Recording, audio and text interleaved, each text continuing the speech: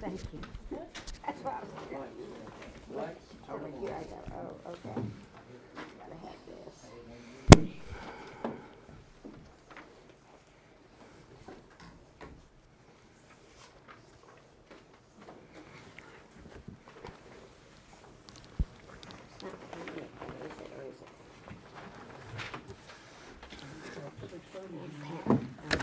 I'm 1 minute away.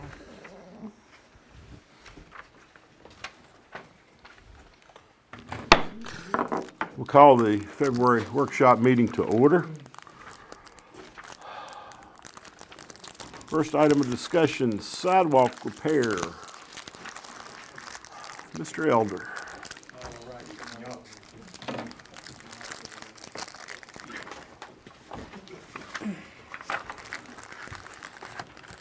Alrighty, in front of y'all, we just passed with this booklet. As far as that knowledge, it is every sidewalk in town that needs work and every street in town that does not have sidewalks on it. So, kind of talking to some of the council members, we were getting a lot of complaints on Highland Avenue. And I think it's in the index now, you can look at it. But Highland Avenue is one of the worst areas besides Lee Grant Avenue. So what we would like to do is look and see what we can do to get that fixed and get a lot of trip hazards they claim up there. So, and I think Jane, you can testify for that if I'm not mistaken. Yeah, these are the pictures that I took last week when I was walking. There's lots of kids that walk on that street too in the evenings and some in the mornings, and just walkers in general. So, and you can see in the one picture I've put where it's the end of the sidewalk that's right at the corner of Highland and where it turns in. But like people have hit the curb, like people are, I guess, are hitting it, and it's. I mean, it's nothing we can do about that. But I did take a picture of that to show. So that looks like it's the newest piece, and it's, you know, getting some action on it. And with the idea of to fix it like it ought to be fixed, we would have to go to a 5-foot sidewalk, which is handicap accessible. The hit a wall down up against the properties are gonna have to be fixed as well because of a tree is bending over, pushing the wall out. And also, what I think will be the cheapest way for the town to go, instead of moving a light pole, which is hundreds of thousands of dollars, we can bring a sidewalk out and box the poles in like we did on High Street. I don't know if any of y'all familiar with that project, how we did that. And it's got a deep ditch there, put curb and gutter. And that will take care of that deep ditch and a lot of the issues people are having up there. Concrete right now is running roughly $85 a square yard, I think it is, and $45 on curb and gutter. It's not counting the price of the hit a wall. On Highland Avenue, you're gonna have to reprofile the road and get that cut out, because in some places the road is actually higher than the sidewalk. As bad a ditch as it is. So, but that's one of the main areas a lot of people walk that road. So, it's like I say, we'd like to see if y'all be interested in turning us loose and letting us do a design on it.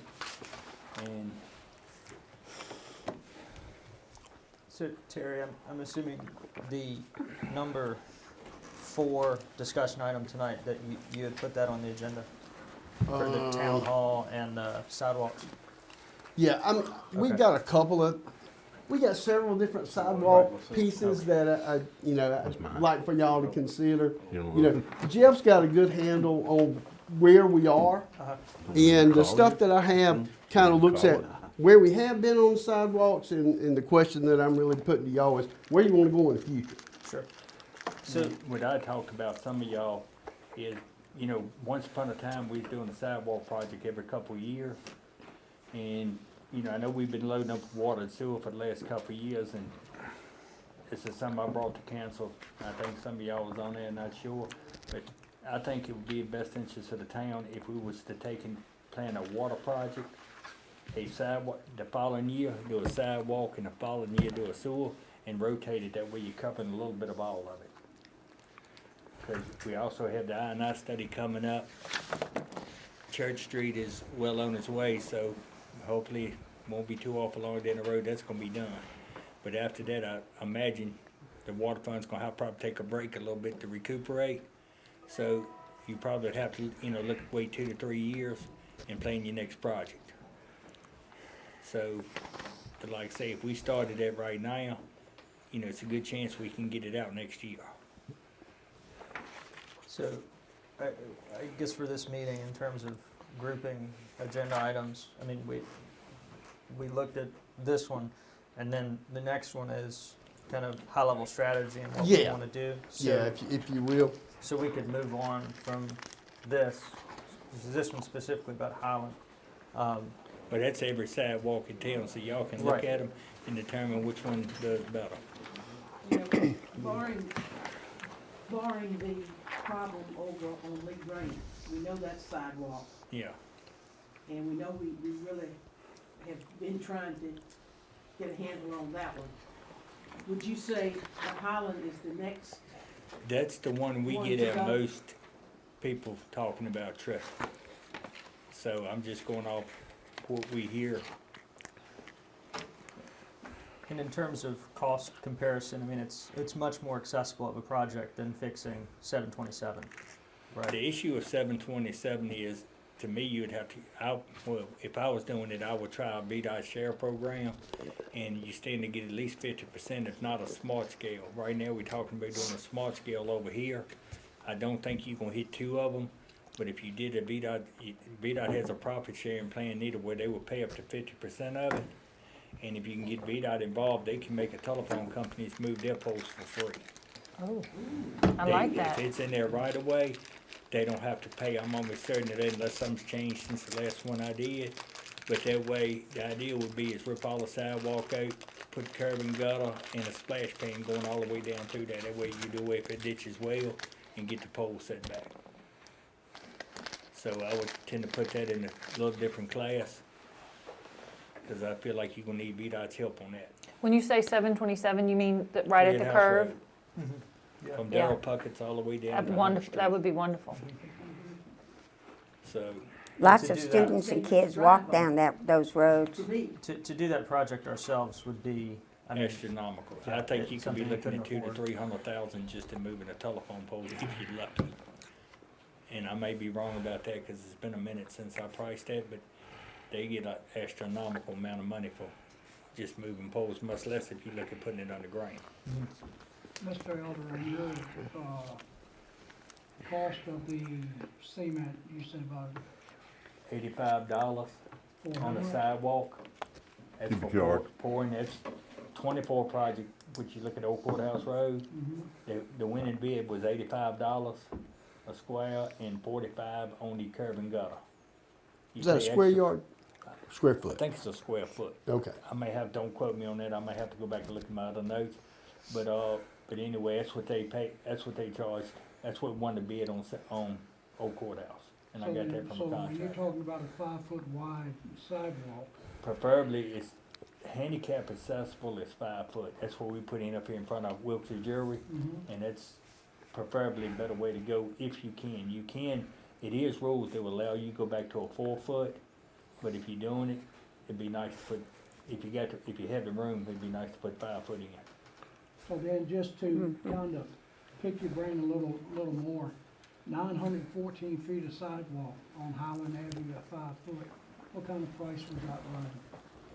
Anybody got, let me get my phone note here. total project. Have you cost done the of math on about it there? $1 million. 800 to $1 million. How much? Total And- project would probably be 800,000 to $1 million. And that's for not that counting the section. hitter walls. It's a short hitter wall through there. Me and Claudia, I rode her around, showed her some stuff the other day. That has got some serious issues, and the biggest thing is profiling the road. And you're gonna have to grind that road down. When you grind the road down, it's a couple cover pipes you're looking at may have to go deeper, so you could be tying some storm into it too. But until we get some engineers out there, and let's just say if it's $1 million, you're looking at another at least 10% for engineering. So, and we, like I say, I don't have all the bits and pieces. I tried to get a road man to meet me out there this week and he got tied up. That Highland would be something like $650,000 in concrete and actual sidewalk, and then contingency and engineering and everything else, you're probably looking at somewhere between 800 to probably 900, but I $1 million. don't, to I be don't safe. think time you put the road and everything in there, I don't think that we get it. Just off of with blacktop and everything's going for right Sure. now. I think if you need buy $1 million, you're gonna be doing well. And there are no grants or anything we could reach out to? The only thing with grants is you could be looking at 3 to 4 or 5, I mean, it takes time. Yeah, The question is to how long apply. do y'all wanna go if we're doing projects? Okay. There, and there's like a Safe to Schools program that the state sponsors. And it's really designed to get kids and people on bicycles. And that's the one that I've talked to the most people in the state about. You know, and there are more programs than just that one. That's the one that I'm most familiar with. I put together a grant. They called one day and said, "Hey, we got money, and would you want to put in a grant for a bike trail?" And I said, "Sure." So, in 28 hours, but that's where I discovered, I think it's Safe to Schools. Yeah, that's the one y'all got from Ferguson Street. That's the same grant I think the town used, y'all and I think VDOT, I'm not sure. I think VDOT was involved in it too in some way, but that's the one Kelly Hitchcock from Region 2000. She's the one helped the town get the money to do from Ferguson Street all the way down Lee Grant to, I think it ends up here at, Maple Street? I think that's where it ends. It's got the brick curving in. That was all done with some of that money. Well, should we, list our sidewalks in order in which we should do them and prioritize them and number them out? I think if you look at the And, front page of Get that, the sidewalk thing ready? well, what y'all need to do is, I think if you look at the front page in that book, if I remember correctly, I think I have a chart, I have a 1 through in there. If I brought the right book with me. Sorry. If you look, that's kinda like, that's how I felt like it ought to run, but what y'all need to make y'all's own list on that. So when if we were to authorize the engineering budget for this, how long would those plans be good for? Maybe 5 years? At least, if nothing's changed, at least 3 to 5. So that would be a next step. I know on water's 3 to 5. I've never designed a sidewalk that we didn't do pretty well. And matter of fact, all the old sidewalks, up here on Church Street, me and Well, Bill that's what I was Gleason did that getting to in-house. say. I don't think We so. know He's he's an supposed to put engineer some on any of down that. off the street. So, but I'm assuming Take when half we the do yard. water or sewer, most time it's good 3 to 5, depending. Okay. And I would lean toward 5 on the road. I don't know why it wouldn't be. So what you're saying is that really you already have, if we were to direct you to come up with the list of priorities, you've already In my done that. mind, I would like y'all to, Terry, I think Terry, he's seen the book, but I think y'all need to look at him as well. And I think y'all ought to go off my recommendations, but I know, Dana, she walks a lot, and Christy does too, I think, so they might have worse areas that they think than I do. So I think it ought to be a little bit more than me throwing the list together. Jeff, who actually owns the sidewalks? It depends on what day of the week it is and where you are. Nice. The sidewalk, Fix them on the day it belongs to somebody else? everything on 460 and Court Street, you can pretty well get beat out to own up on. Anything else they do not. But however, the sidewalks are built in VDOT right away, so you have to build them to VDOT specs. That's what got us down here on that handicap ramp. We had to build, we designed the sidewalk and they stopped the whole project and we put this handicap accessible in. So I think we pretty well get stuck paying for them, but they pretty well tell you, but you can't. Everything's gotta be approved through VDOT. Yeah. The town owns 2.6 miles of sidewalks. It's a little over 13,600 feet. And so the thing that I'm sorry, I'm getting ahead. When we get to that, I have a kind of a strategy for you to consider about how we could do this. So I'm sorry, I'm kind of speaking out of turn. No, you don't. Yes. I can tell. Thank you. But you said the town has 2.6 miles of existing sidewalks, but there's so many streets, and us, and I can't speak for anybody else, but it's kind of, I see you got Pine Street on the very bottom and Edgewood and Countryside Drive, that's the three of us. And I just don't know how feasible that would be to put sidewalks down Well, those we streets. did, we showed every area that does not have sidewalks. Yeah, And you take because it you're taking, with the apartment complexes down there Bill Jamison built, the Yeah. walking is getting more kids and stuff walking to school up Oakley Avenue. Mm-hmm. So I ran them as far as Oakley Avenue, and then since so many council members lived in that area, we put that in there just in case we wanted it. In I'm case not- we want it. Personally, I think you ought to fix all the sidewalks we own. first. Oh, before we yes. put anything That's why, in. that's my That thinking. would be my personal opinion. Don't be but putting new ones I- in when you got, But we put we put everything in there so y'all could have all the information and y'all could decide what y'all would like to do. So what you do and what you don't is completely up to council. yeah. And I will say, because I get bored, I walk all these streets. I have walked y'all's street. The road is decent, you know, so I don't mind walking on that. But we have because- ditches. But you have ditches, but the road is decent, the traffic's not that bad. But is there any way with those grants and stuff, say we worked on the ones that are already there that need the work, and could we try to like find free money for? The grants, you know, are going to, they're going to target Certain. some kind of purpose, like getting to school. So, you know, you could cover a school area with a grant. You know, if you were looking for like walking trails or, you know, walking paths, you could, there's a couple of grants that are more oriented toward, you know, those Okay. kinds of things. And those are ones that don't tend to be sidewalk width, you know, they tend to be walking path. But, you know, there's a lot of opportunities to do those kinds of, I mean, there's a lot of grants out there to do those kind of projects. Right, You know, you just have to say, this is what I want. gotcha. And then I think about like, just from what I see, like the people who live in the apartments, who are in the apartments for multiple reasons, but they don't drive and they don't have cars. And there are lots of people that are walking through town because they don't have vehicles and Which things like that. apartments are you referring to? Well, I see them from Dogwood. I even see them from the ones right here. Those people don't drive, you know, that are in the, Predominantly, yes. yeah. So, I mean, but they walk in town. But I'm just saying, teenagers, kids, and adults with no license or no cars, they're walking from But the Dogwood. They're apartments that walking. my daughter lives in, the townhouses, there are tons of cars. You have to fight to get Yeah. a place to park. So you can't really say that universally about Right, all and then the- on Rose Lane, there's Yeah. a lot of action through there. Yeah, people work And and, in Medlock, actually, we planned the sidewalk through there when y'all did the Medlock project, but we didn't have enough money to do it. Yeah. And there showed how much need it was for going into Medlock, and what I did is cut it off right there at Stephen Street. I didn't think there was no need in running one down each dead end, so I just did like a main walk trail. Be going down there. yeah. But just because there's a lot of people that work and have cars doesn't mean they wouldn't want sidewalks. Right, I get what you're saying. But I just think it's dangerous when you know, people walking and it is, I mean, but, Well, back in the day when not everybody had a car, yeah. you know, you 2 cars for one household, two.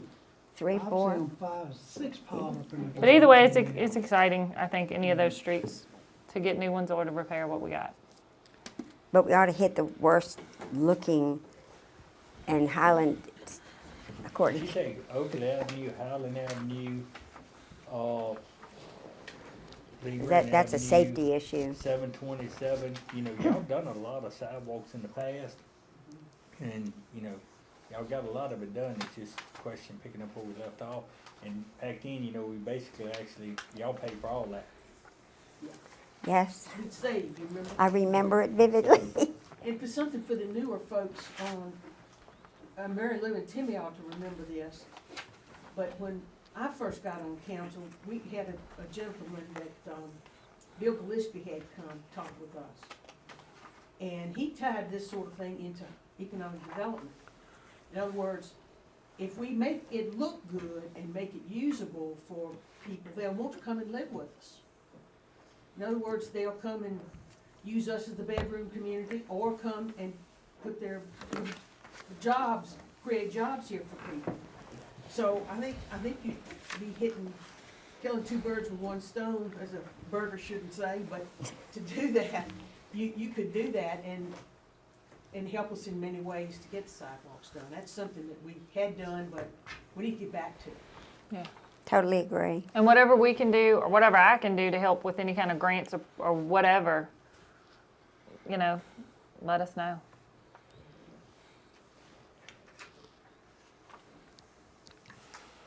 All righty, we done with the sidewalk repairs for now? Update on the smart scale project, Lee Grant Avenue. I get to go home early tonight.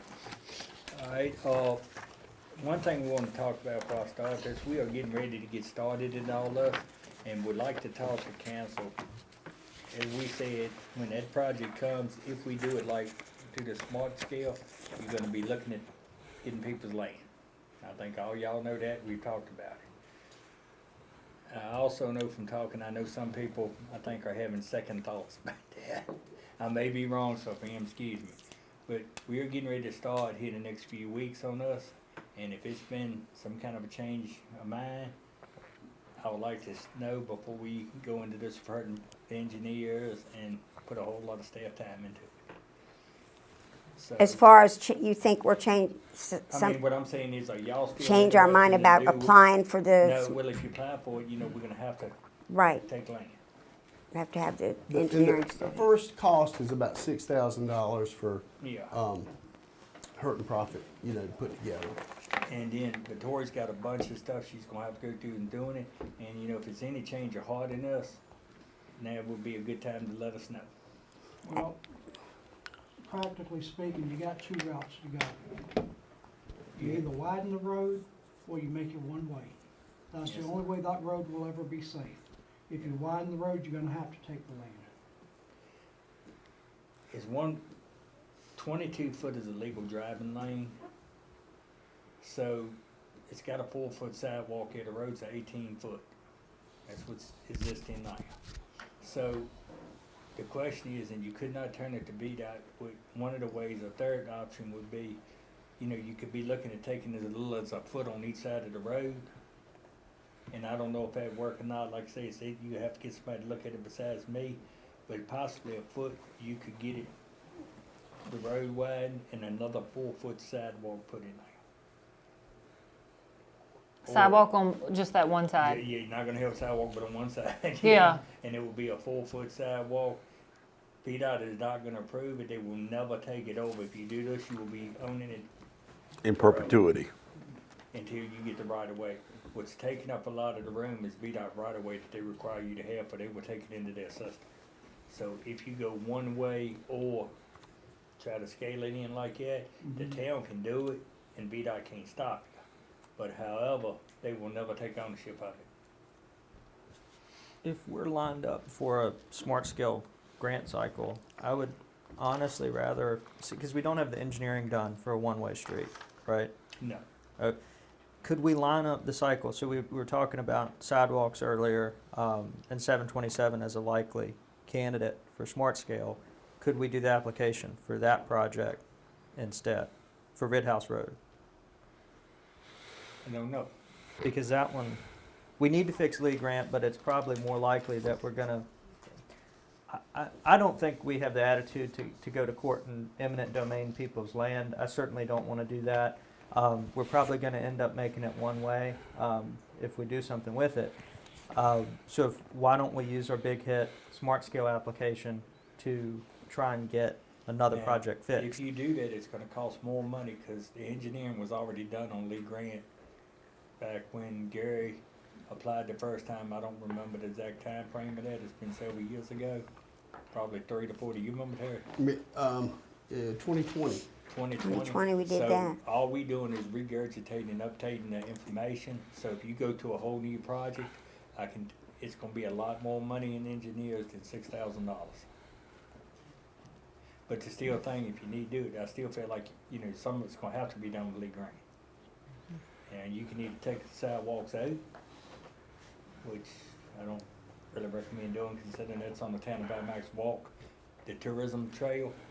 Y'all got advertisements, so he asking people to walk there, so I don't know if y'all wanna take him sidewalks out or not. But once again, that's council's decision.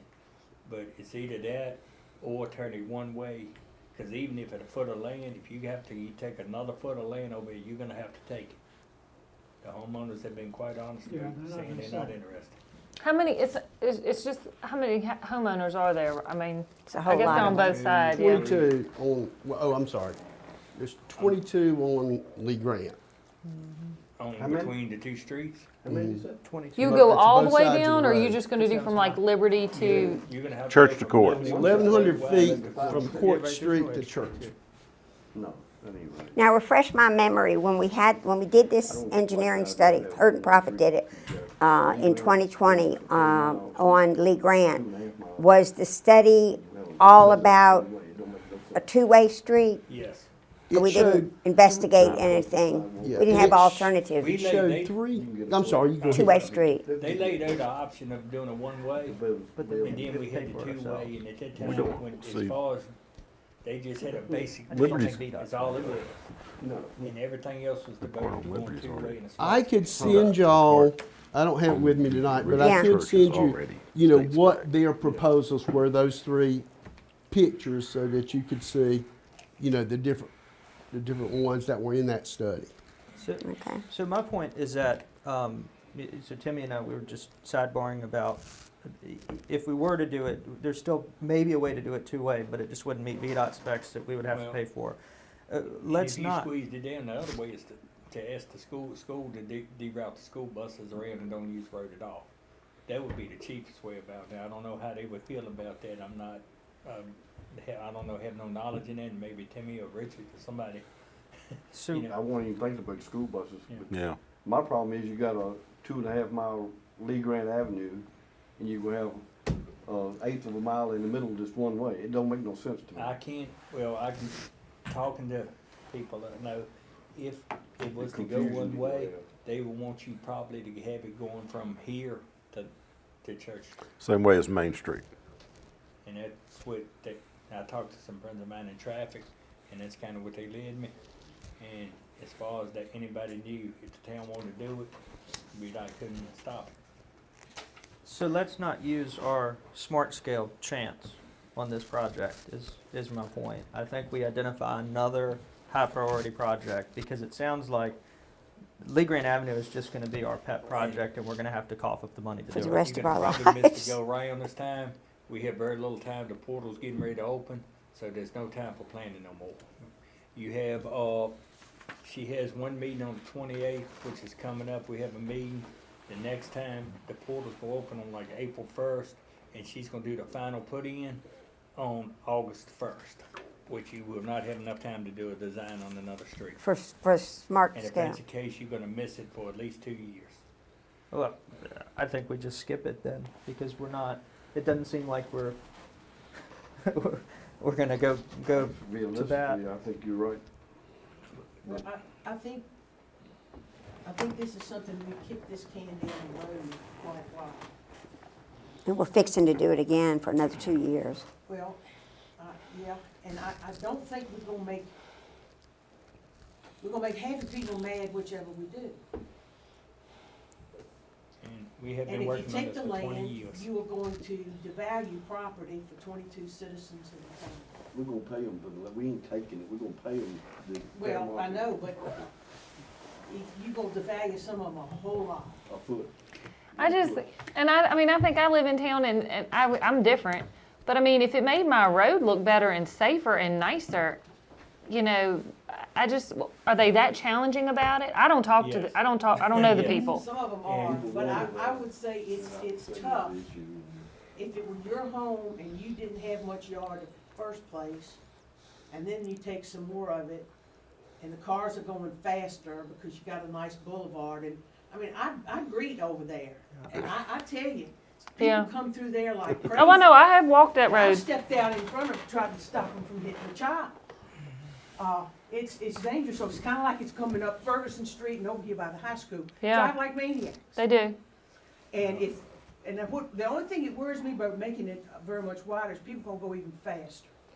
And Cause also, where it's widens out, that's when it speed up. I never seen anything. Yeah. and another thing's gonna come into play, and that is the historical district. Mm-hmm. That fence over there and stuff is registered in the historical. That So, fence and that that's tree gonna and that slow- it's crappy gonna- sidewalk. The fence Or is- historical, It's remember quite that. literally it's what's called a named resource on our historic register. So the fence itself could cause problems in terms of us trying to use eminent domain to remove it. And I think that if the homeowners take us to court and refuse, like, we could end up litigating and doing an eminent domain case, which, I do have one homeowner that has told me that he will take it. To court. They will require us to take it to court to acquire that property. Well, he just said that he will take it to the, he will. He will press it fight to legally. keep He will his fight it property. in court. It's at least two Okay. of them over there. All right, what is their assumption of liability? Somebody gets started on that sidewalk right now. Well, there's the X-Prop. Yes. So pay me now, pay me later.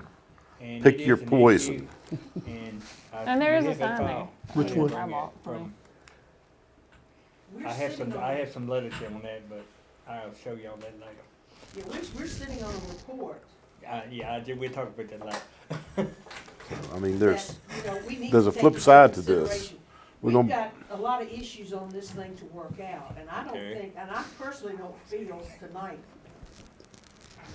that I can make a good decision on which way to go, what to do, because there's so many issues with it Yeah. both ways.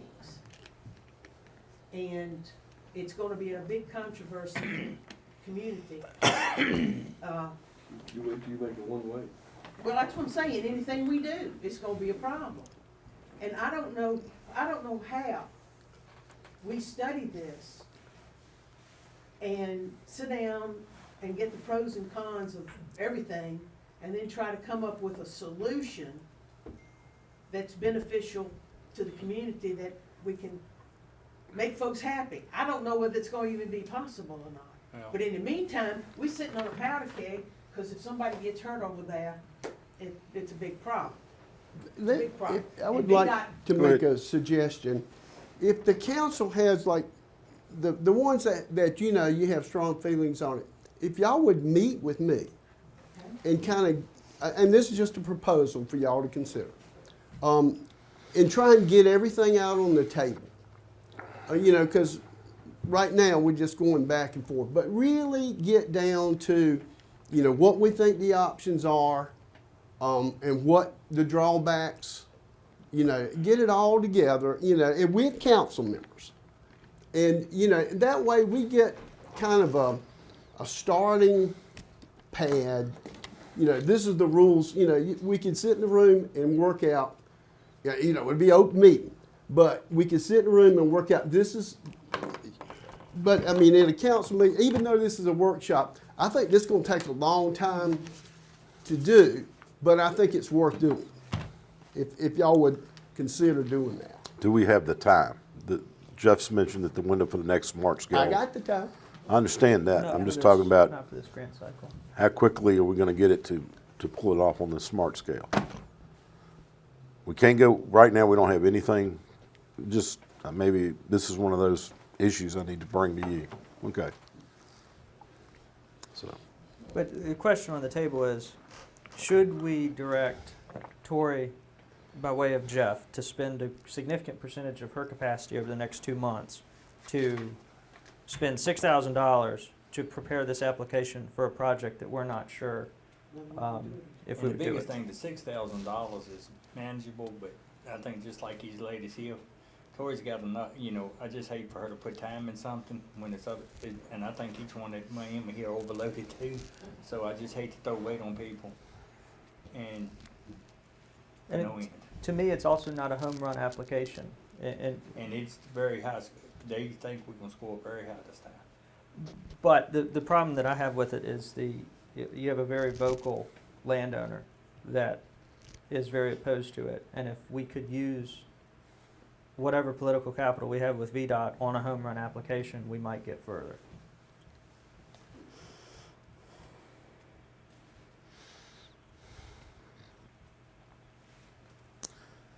everyone set up a time to meet with Terry so we can get our viewpoint straightened out for this. How soon do you need to know to move forward, Jeff? Whenever y'all get to it. And the purpose of us meeting with you is Get it all to down on paper, you know. get it this on is paper, and then, The issues that we face, you know, just so that folks can Many people see- have the same concerns. Yeah, so that everybody knows that everybody's concerns were considered in whichever way you want to move forward. What is your drop dead date though, Jeff? Like today? I don't, but we've been working on this farm for 20 years now, so I don't reckon no more time. What are you talking about the smart scale? For this smart scale? I mean, we've been telling Submitting them the smart for scale. years. So, I mean, whenever y'all get to it, you let us know. So we have to have it submitted by August, by that end of that You window. have to have, that's the final submission. There's a, We got to do the initial submission by, The last date is August 1st is when she's supposed to put it in, but she's got to actually load it on April 1st for practical. And which if it's done right the first time, it can go from there. She don't have to do it again the second time. so our goal is to put our heads together, so to speak. how much lead time does she need to do April 1st and middle, Jeff? Decide, to make a decision as to whether or not to apply for this smart scale for Lee Grant. Is that, I mean, the test is, would this group of 6 people, with the tiebreaker being the mayor, if we had in one hand, you know, $4 million or $7 million, whatever is from VDOT, if we knew that was here, would we vote right now to proceed with the project? And if the answer is yes, then we should apply. You're looking at a $10 million project. Yeah. If that answer is yes, then we should direct Tori to do it. If the answer is no, then we shouldn't waste the Right. staff time. Right. But it's also asking us to decide whether we're gonna make a two-way or a one-way. No, this would be a No, two-way. this is engineering true smart standard. scale. I don't know if It's going to be a I mean, VDOT standard But road. this would mean that we would go two-way instead Yes. of Yes. the opportunity for the other way. And Right. it would be taking 4 foot from each side, right? So each property owner would lose 4 feet. So would this council agree to do that if we knew VDOT was gonna pay for it? And we also have to put up $1 million. And it's 8 foot. I don't think VDOT gets where we get it from, but I recommend if you're gonna do it, do 4 on each side of it, you would just take everything in one person. Right. But Does that $1 million include, so would VDOT be the ones paying for the, the $1 million, no, the $10 million or whatever the project is, would they be the ones paying for the land acquisition? yes. Okay. The way I understood it is basically y'all's, and actually I asked y'all, I think we asked council for 1.5 as a match. 2 years ago, y'all did 1 million, if my memory is correct. So at one point, the more you give, the more it helps, but once it goes in, the way Rick and them talked, I don't think the money the town's gonna give would even move the power. Okay, I mean, it's just astronomical. It went from, I think when Gary did it, it was like 8 million. It went from 8 million to 2 million, to 10 million in 2 years. So my thought is that by not, by giving ourselves the luxury of not having to make a decision, we're also wasting public resources. So we're wasting town staff time and we're wasting real money by us just being able to kick the can down the road. So if we truly know in our hearts that we would do this if we had $10 million hanging on a stick in front of us, or we would not do this, then I think it's a gut reaction that we just need to give. We don't need to spend time talking about it more to where, Terry, we're taking his time and we're taking Jeff's time, and Tori doesn't know what she's doing for the next, this is a project she could have for the next 4 or 5 months. Why don't y'all take this week, next week, we will go through the process. I just don't wanna talk to VDOT or set up no more meetings with VDOT if this ain't gonna happen. if we back out of it Understood. again? With Rick, and it takes Understood. a day. He's very high in us, and I really don't wanna waste his, and my biggest concern is wasting his time, cause they can make a difference on us getting anything from it. Can we take a good look upon this at the pros and cons and what the school board might like or not like? I think the thing we need to look at, In 2 weeks? the absolute biggest thing we need to look at, and it's not gonna take but one, is liability. Okay. And I think, One found at fault liability, and we are done. But we're on borrowed time. Terry had some information, did I give you that report from BML? Oh, I don't think I have it. All right, well, anyway, we have something from insurance companies I can get to y'all.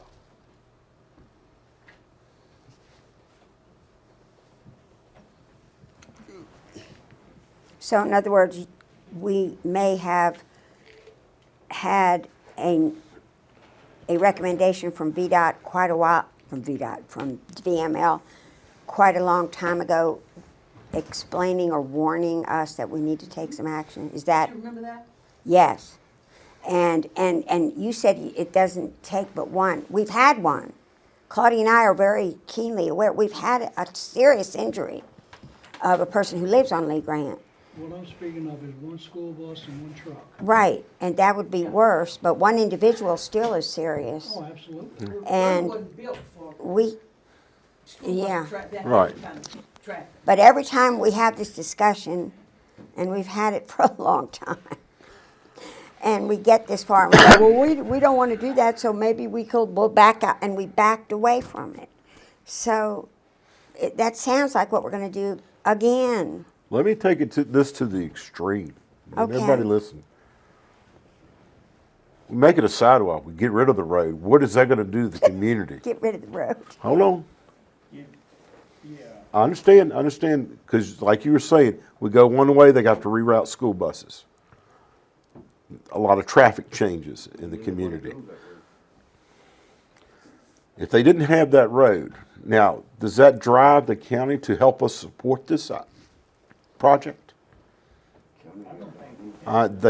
They don't, but That's an idea that I've I'm, had in the like I back said, of I'm my going mind. to the It's- extreme here. It's political pressure. We could put pillars in front of it and say you can't go here anymore. I mean, it's town maintained road.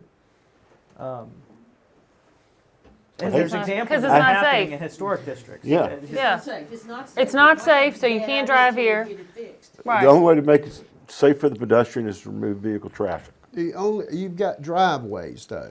I I mean, understand that. Make it local traffic permitted parking only. I mean, that's historic. You Yeah, I put think one of in like the middle, Williamsburg where they have those they can things. go each way. Then you got Sunday morning. I mean, Church it's parking. not a VDOT road. Yeah, but Is that overly pressuring them to take the project? pressure, I don't think it could be able to put pressure on y'all. They may do that. I understand that. So we need the road. The road needs to be there, period. The road.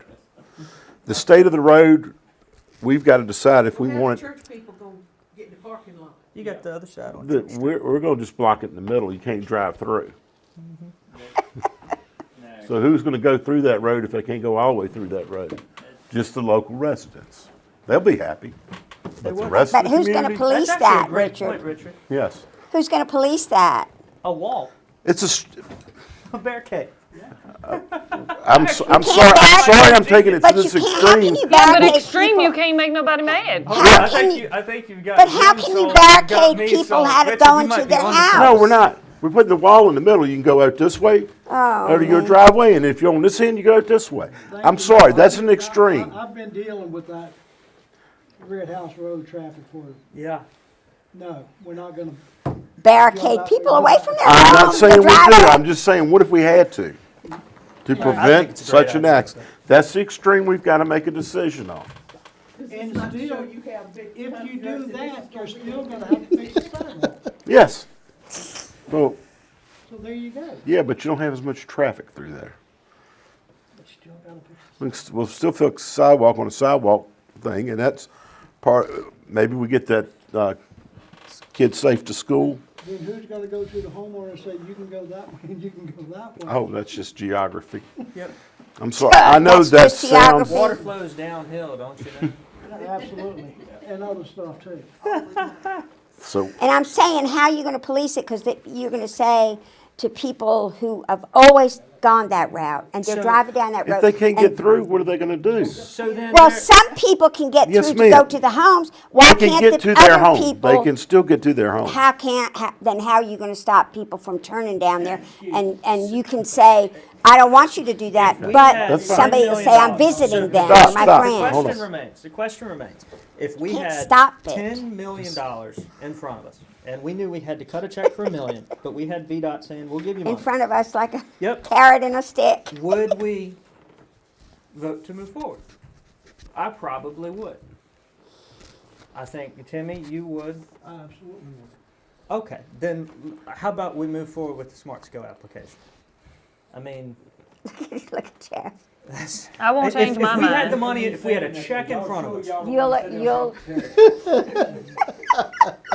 I really hate to say that, but y'all sure y'all don't wanna go take a couple, we got a couple days this week, and whoever wants to come back and talk to him, and we just start off, and I'll take the hit if anything goes. All right, Cause once we start, moving. Otherwise, just we're gonna start. have to pay for it ourselves, and we don't have the money to do anything over there. Right. That's the only So, way you're gonna truly fix it. And if VDOT says no, then we know we're on our own anyway.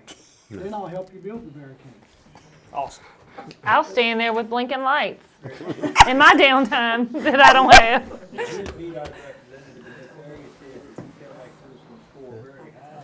There was a lot of mistakes made in the application last time, but he felt like this would be one of the better projects. Okay. Yeah, you mentioned it. With the Smart Scale program, even if we're approved, it's gonna take a few years. Yeah, but you're looking at six, Okay. that's what I say, 6 to 7, 8 years. Okay. I don't know, but I imagine it ain't Yeah. gonna be done in a year. And what we did last time when we committed, we earmarked the million piece by piece in our CIP plan. We didn't earmark the whole 1 million in 1 year. Right. We put like 350, 250 each year. okay. So that way, we were committing to it over time to have it there. For the sake of this commitment, because of, I think we just made some good progress, could we just go ahead and give, by consensus or by vote, just give him permission to move forward? Okay, but also, you ain't gotta make this decision tonight, but we need to not find it if y'all plan on earmarking $1 million or 1.5. That's another decision that's gotta be Yeah. made. I think we can make that decision later, but Yes, but that's something I just need to bring up, cause we do need an answer for that. unless But we- anybody else feels strongly that they're gonna change their mind, I mean, I think we just give them, otherwise we run the risk of being exactly where we started again in terms of conversation. Go run in a circle. So, could we do a vote, Mayor? Would you? I'll entertain. I move that we direct Mr. Elder to proceed with the Smart Scale application. I'll second. Motion made, properly seconded, proceed with the application for the Smart Scale project. All in favor signify by saying aye. Uh, Any opposed, no. Ayes have it, the motion carries. All right. Okay.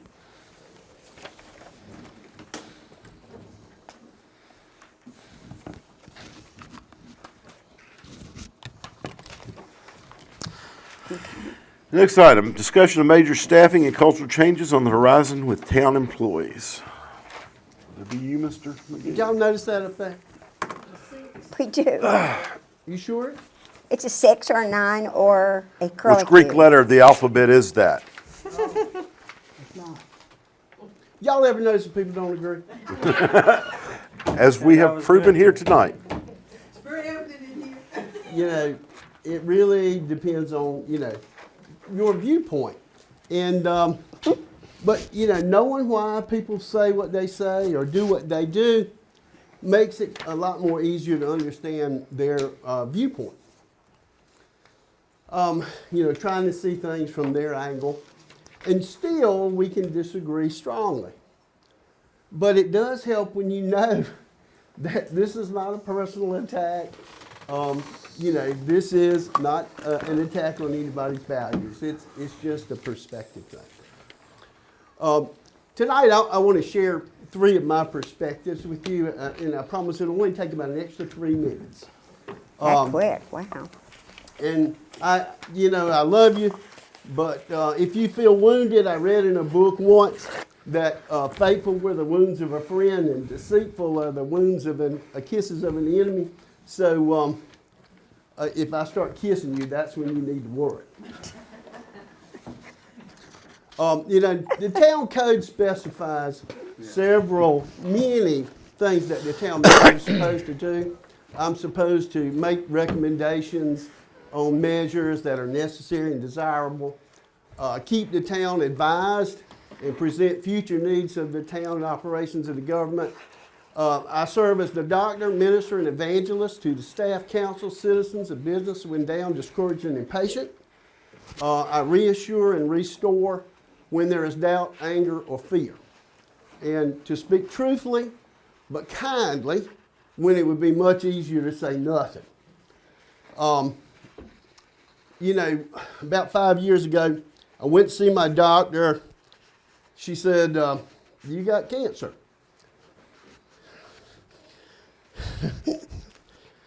And I said, well, that wasn't what I wanted to hear. And she said, well, that wasn't what I tell you. She didn't want to tell me that, but she said, if I don't tell you, then I can't fix you. But before I can do anything, I've got to tell you, and you got to say it's okay for me to fix you. So that's kind of a perspective that I'm coming from tonight. And by the way, 7 and 8 aren't really in the code, but there is a 6 that says I'm supposed to do whatever y'all need done. To get to the Roxanne transition, it really is going to be both a staffing and a cultural change. Not just about who does it, but you know how the whole process got done. Y'all know what the first step of all the old way was? Anybody guess? Whoever did it the first time. Ask Roxanne. Oh, that, yeah, that's it. She'll know. Okay, and so this is kind of the roadmap. And note, her and Jerome's retirement is really a warning flag because, you know, we got, well, I'll get to it. But Roxanne, I'm going to cover what Roxanne was covering and what she was not covering, staffing and cultural impacts of her departure. The change in, it literally will change every job description that's in this building. The good news is that almost every one of us overused Roxanne. And, you know, and so we can streamline a lot of stuff, but we're going to have to become more of an expert in our own areas. But those major staffing changes I'm talking about are going to happen between now and 2030. We have 5 retirement eligible folks and 250 years of job experience between now and then. And 4 out of the 5 could walk out anytime they wanted to with 100% of their VRS retirement. Most of those are baby boomers, and I'm going to call them, for lack of a better word, incumbent employees. And we're going to have to address new hires, and they aren't worse, but they do have different values. They got different motivations, and we're going to need to address those as we move into these next 5 years. And so when this presentation is over, I am going to ask you if we've made a proposal for Roxanne's new job description, and I would like for you to allow us to advertise with your approval. This is what Roxanne was covering. Everybody knew she was doing the town clerk.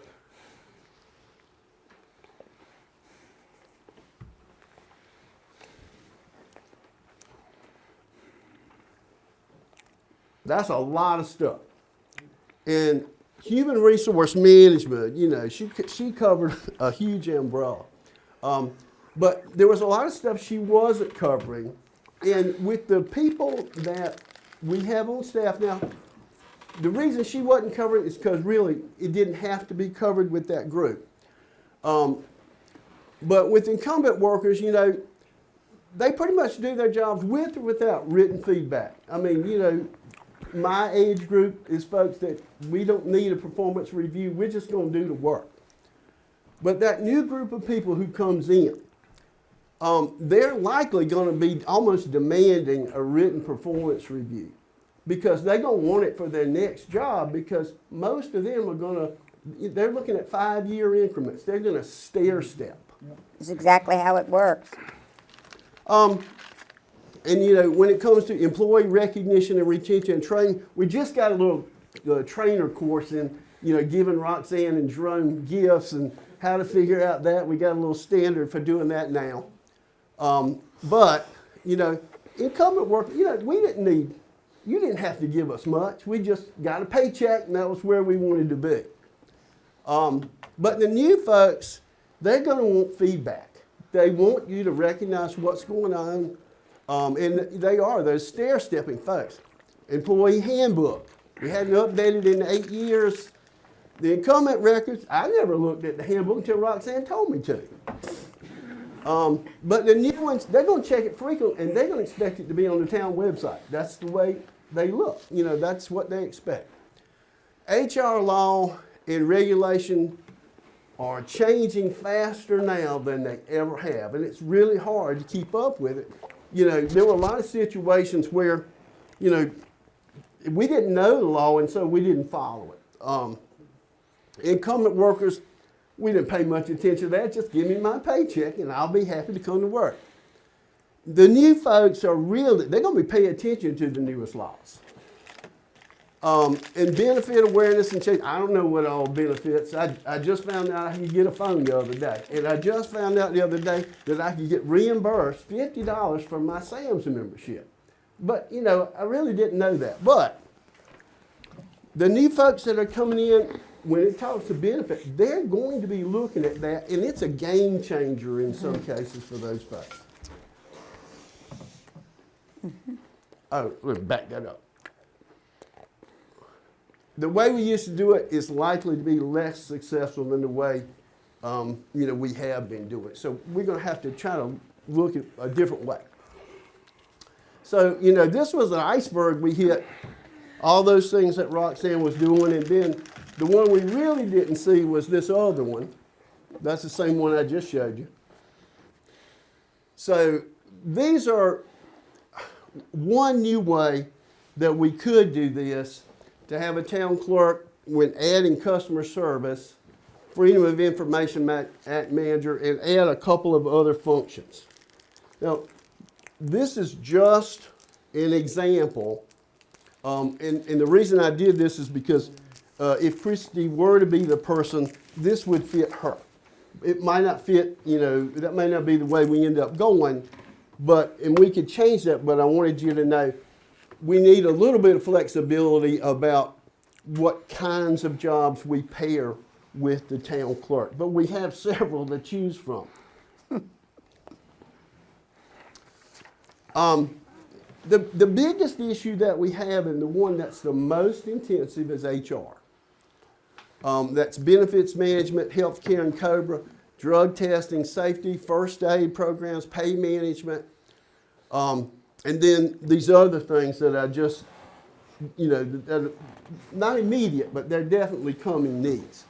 You know, one of the issues that we would run into right now is that if we had an employee that really should be dismissed, we have no written documentation that would justify that. And on the other half, if we had somebody that we really wanted to reward, we don't have anything.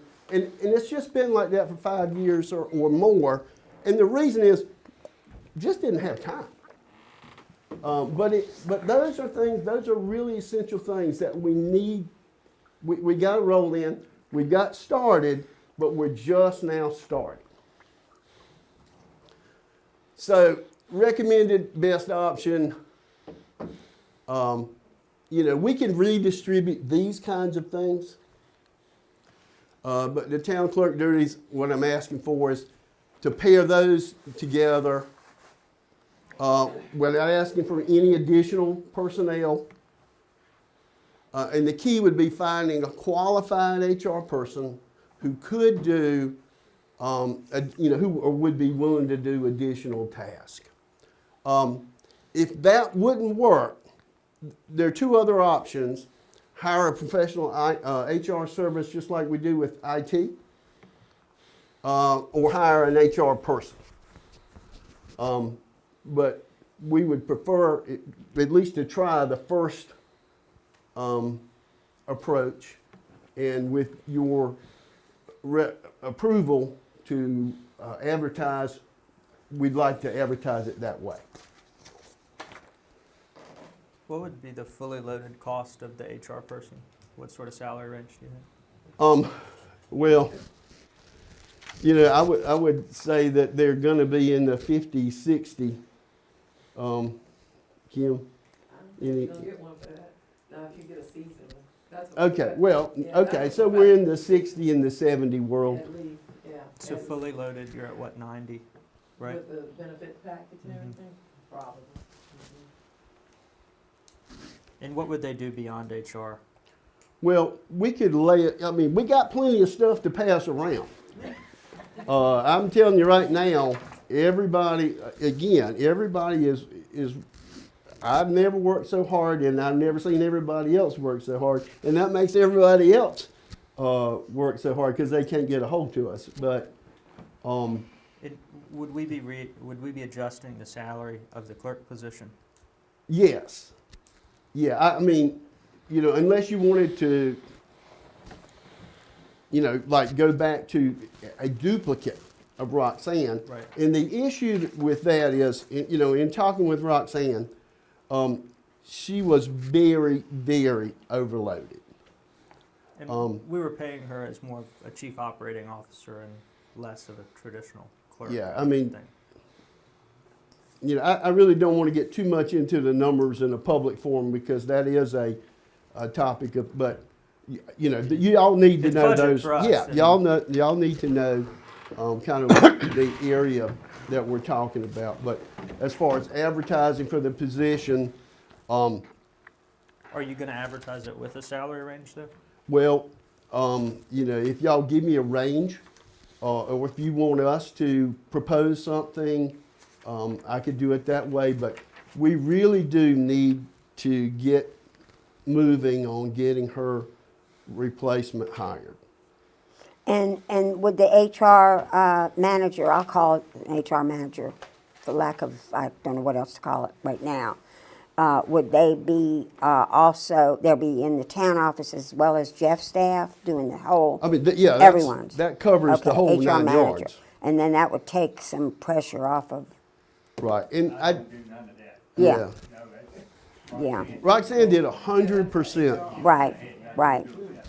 And that I would- did talk to the town attorney about, you know, the possible, if you wanted to try and go that route, we could like offer a contract, you know, to, you know, someone like for a 3-year, I wouldn't say anything less than 3 years, I don't think anybody would really be interested. But we could offer a 3-year contract, you know, with negotiated benefits for, you know, for an HR person, and, you know, see at the end of 3 years, you know, is that working out the way we'd hoped? That would be a you know, a fourth option. Where do you see purchasing moving to? Purchasing? We have that. Right, but it's moving to other staff functions. Supports treasurer with, The way the purchasing is, we have 2 actual, I would call people doing procurement. Jeff's area has procurement because he has inventory. So they have a different type of procurement for all the function of the town. Whereas the procurement in the town office is for the repetitive, like the heating, the cooling, the office supplies. So procurement can come from 2 different ways, like that. Okay. Is that what you were well, talking about? not exactly. So on the Okay. list, moving to other staff functions, Mhm. there's a line that says providing management guidance and X of procurement contract RFP. Oh, okay. So who would be okay. the primary Oh, chief you're talking procurement? about, like for contracted Yeah. Yeah, you know, I can easily see that falling on me. Yeah. You know, because I'm going to be at the top end of that.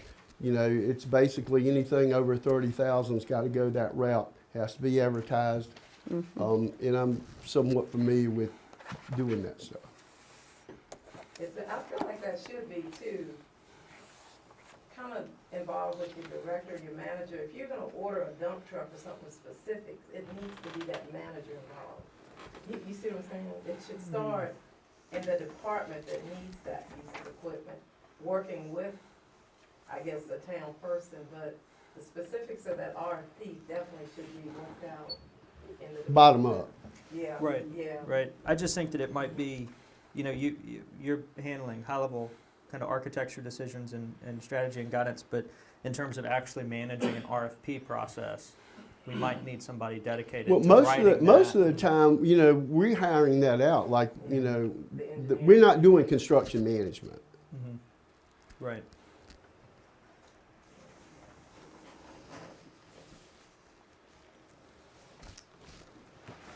So the process that we have in place right now for that type of situation is working well, I think.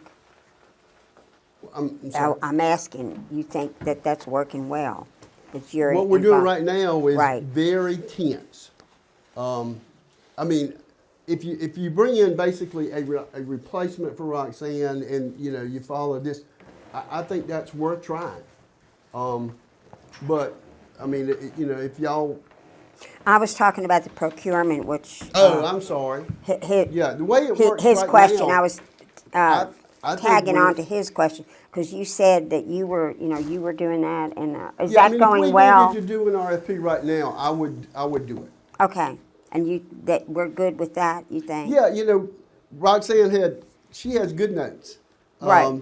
And, I mean, as far as, you know, I have the regulations and stuff, from the attorney provided that, So that's to us. That flow is working So well. that's more along the lines of, you know, can you get the regulations out and follow Okay. them? Victoria got involved quite a bit with it. I know we didn't start the budget process. And I know prices have gone up and their budget's probably gonna reflect that. How does that fit in, or do you have a handle on that yet, of the increases that we're gonna have just in general on the budget? Right. Plus doing the Well, HR. I can tell you so far what we've discussed. We expect about a 3% COLA, and as much as a 10% health care increase. Is that- Wow. I mean, that may or may not be too much, but that's probably not too far off the mark. When does the health insurance premiums go That up comes in typically? May. I'm applying for them now. See, I've taken over the administration of that, so I'm sending in our data now to get us a recalculation on healthcare and on liability and cyber and all our vehicles and everything. Mhm. So I'm waiting but I've got to finish up the applications for that. Okay. So you're anticipating 10% increase? Would you advertise the HR manager position? Are you ready to advertise that as well, or? Yeah, I mean, we already have all the responsibilities. So you're listed. looking from us just permission to advertise the job descriptions Yeah, as and presented? what I'm asking for, you know, is the one that's up here. But if you're giving us permission to do the other one, we would most happily. Both, you want to go ahead and send both out? On the average year, how many people do we hire and have to get rid of? I mean, We got two on the way in now. We have about a 35% turnover. You know, Roxanne said, she gave me this stuff. It's about a 35% turnover. Mm-hmm. so we're gonna create a whole job for 35%? We need, I'll say this, from just doing the administration of the, HR benefits, I can't intake a person, because I don't wanna put myself in that legal position. We have a person who wants information on retirement. We have 2 potential people coming in next week. We had 2 just to retire. Either we need a person here or a person on contract. because We need professional Yeah. help People on trying the. this whole lot to this HR. And then you're doing all the other little things, the reviews that may not be happening, or, Right. But, you know, benefits is probably the most sophisticated part of the whole thing. You know, everybody picks different benefits. They have different packages. We have 18 benefits. 18, okay. To me, an HR position is, while they'll have deep expertise in human resources law and you know, how municipal governments have to deal with that, they would also have a background in how to administratively be part of an office. And if they did have excess capacity, I think it would make sense to send them to procurement trainings or whatever, to where we can have a joint. They're primarily HR, but could assist with other administrative tasks and specialized administrative tasks like procurement if needed. So with that, I mean, I would be happy with us advertising the town clerk position as presented and the HR position. We just need to know what the fully loaded cost of the I guess give Terry at some point a maximum fully loaded cost for the clerk position, because it sounds like the HR position is, you know, probably going to be like $90,000 by the time we add benefits. Yeah, and that's a. But that is a To me, I'm okay spending that because it's a dual thing. It's not just HR, and we do not have the in-house capacity to continue running like we're What running. would the contract? You talking about The contract services, Yeah. there are a couple of different Vendors. agencies that, I mean, you can Google it, but I would probably, Virginia already has a couple of companies that other localities, are willing to work with. Versa has some record. Cost of that from I don't. I'm It's assuming, usually price per employee. In the private, like in my business, I've looked at it before, and it's not insignificant, and it's $100 per employee per month or whatever. They're just gonna do that too, you ain't gonna have the other. So half. it would probably be, I don't know, but I'm just saying, don't hold my feet to the fire. I'm just throwing this out there. It would probably be better if we hired somebody directly than to use an agency. Is that, do you think that's wise? well, here's my look at this. We, Roxanne managed everybody very personal. Right, So, most of the employees are very used to, come to somebody, not make a phone call. I mean, because Roxanne dealt with, different folks as family members because they didn't speak enough English.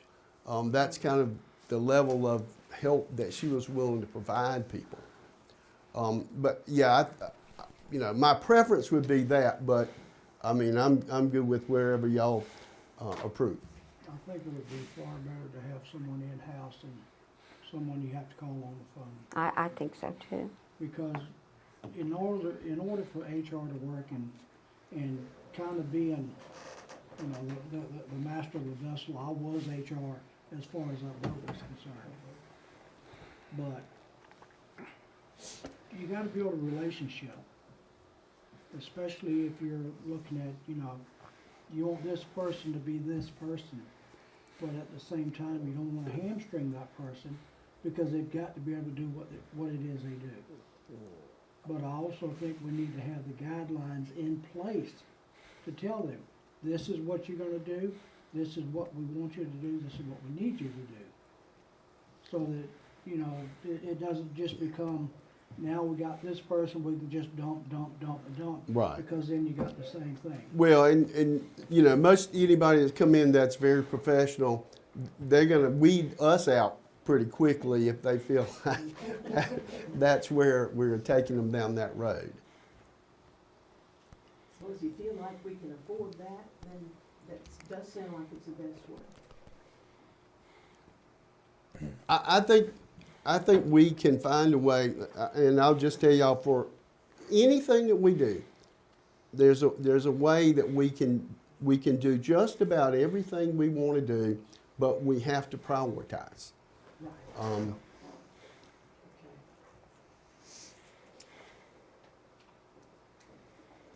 Would you like a motion? Please, for sir. that? I move that we authorize the town manager to advertise the 2 job descriptions as presented for the town clerk and for a human resources manager. I'll second that. Go ahead. Motion made and properly seconded. Any further discussion? All in favor signify by saying aye. Any opposed, no. Ayes have it, the motion carries. Thank you, sir. So now what are you going to, We'll start tomorrow advertising. you've already got a job description ready? For both of these. We do. For both? Thank you, We- sir. And what are you gonna do about the salary? You gonna, And then we'll figure out what we can pay. we can put in there negotiable. yeah? And, At first. Most of like Virginia has pay bands, that are associated with every job position. Amen Now, to one of the things that we noticed is that we haven't followed our pay bands. Like you're supposed to be able to work your way up to go through the bands, and so we've got people in lower bands at the absolute high, and we've got people at the high bands or at the absolute low, and this is the kind of thing that happens, you know, when you really can't, when you don't have enough folks to Manage it. To manage it. So hopefully, if we get somebody on board, that can be one of the things they'll work with to try to, And, you Get know. everybody properly categorized and exactly. And I compensated. thank y'all for trusting us to try this. Everybody, you made everybody breathe a little easier because we're kind of tense right now. It's not funny, but, you know, Okay. laughing gives you a little bit of a stress relief. Mayor. That's what I was saying, that relationship. We need to be able to know that you have the freedom to come to us. And we have the freedom to say, no, we're not gonna do that. But I And that's think- okay. I think the main thing is that we have to have that trust one with the other. Because we know that, you know, well, without question, you love this town, there's not one of us sitting on this council that does it. And we want the best for the town, and unfortunately, the town's not gonna run itself. So if we run that wall all the way fortunately for me, across it town, won't. We're gonna put it on your street first. 5-minute break before the next item. I'll concur on that. Let's take 10 minutes, please. Yeah, 10 minutes. I've worked for a company now, we don't have HR. Like, our HR is a company, and like, I'm going to have a baby, and I'm like, can I talk to a real person? Like, I've never worked somewhere where you, Well, we open 12 to 5, Tuesday through Friday. I'm there on weekends, most of the weekends, on Saturday. And Saturday, I have work come, it's really fun. It's That would be my, well, if you wanted to go, that's like the two-way I mean, so then I said, okay, I called them and she said, yes, you have to be there too. I said, yeah, I'll do that, blah, blah, blah. And so Cynthia said, I said, well, how many? I was talking about, she said, 25 to 30. I'm like, All right, everyone, let's resume this. Please mic back up. Make sure your microphones are on, please.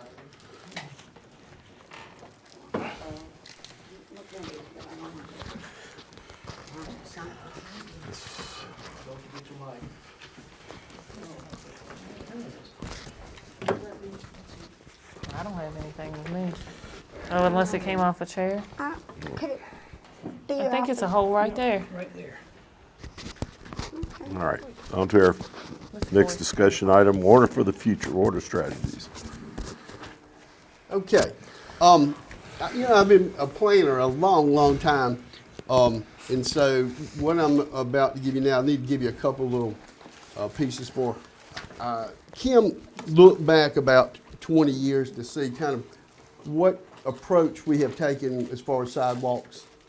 And, you know, it really looks like we're kind of fixing them when they need to be You repaired. need to have that. And just because of there's so much distance between the time that they're done. And you know, that's one approach to do it. Another approach is to take a more measured approach. You can't just jump into it. You know, one of the, well, I'll talk a little bit about that in a minute, but you know, to me, this is kind of like school buses and computers. If you don't replace them on a regular schedule, then you know, like, if you don't replace computers about every 4 years, at Longwood, we had to buy an extra 5,000 computers. You know, and if you don't buy school buses on a regular schedule, you got to buy a whole bunch of extra school buses. You All know, at and once. so if you don't take a measured approach, you might get by your group, but you know, 10 years down the road, somebody's going to get hammered. Everything's going to come due at the same time. Sidewalks is the longest life term I've ever looked at. And so construction folks say that most sidewalks will last somewhere between 25 and 50 years. Obviously, depending on what kind of use they get. And so what, you know, then the first part just tells you, I'm going to give y'all a copy of this. But the first part just tells you kind of our track record. The second one will show you the comparative lengths of every street, you know, that 2.6 miles. Terry, Um, are we on, oh, I'm sorry, we are on item 4. My bad. I misstated the discussion item. We're going to discuss the building for the future sidewalks and town hall renovations. Yes, sir. Pardon me. That's okay. Let me straighten me up. But, so this, each one of these blue bars represents a sidewalk, the length of a sidewalk. So, and it's sorted from the longest to the shortest. And so that's that 2.6 miles. Up across the top is 3 different plans. A 1-year plan to reduce, replace all the sidewalk in 25 years. A 2-year plan to replace all the sidewalk in 25 years, you know, every 2 years. I don't And have then the that. last one is a 3. Yeah, I'm gonna give y'all a copy of this. Okay. And the last one is a 3-year, you know, how much sidewalk do you replace every 3 years, so that you, every 25 years, you'll be 100% done. I mean, and you can, and there's another little piece here on the side, and it kind of shows you, it's a model that you can adjust. You can say, well, you know, we only have this much money, so you can make it a 4-year stretch.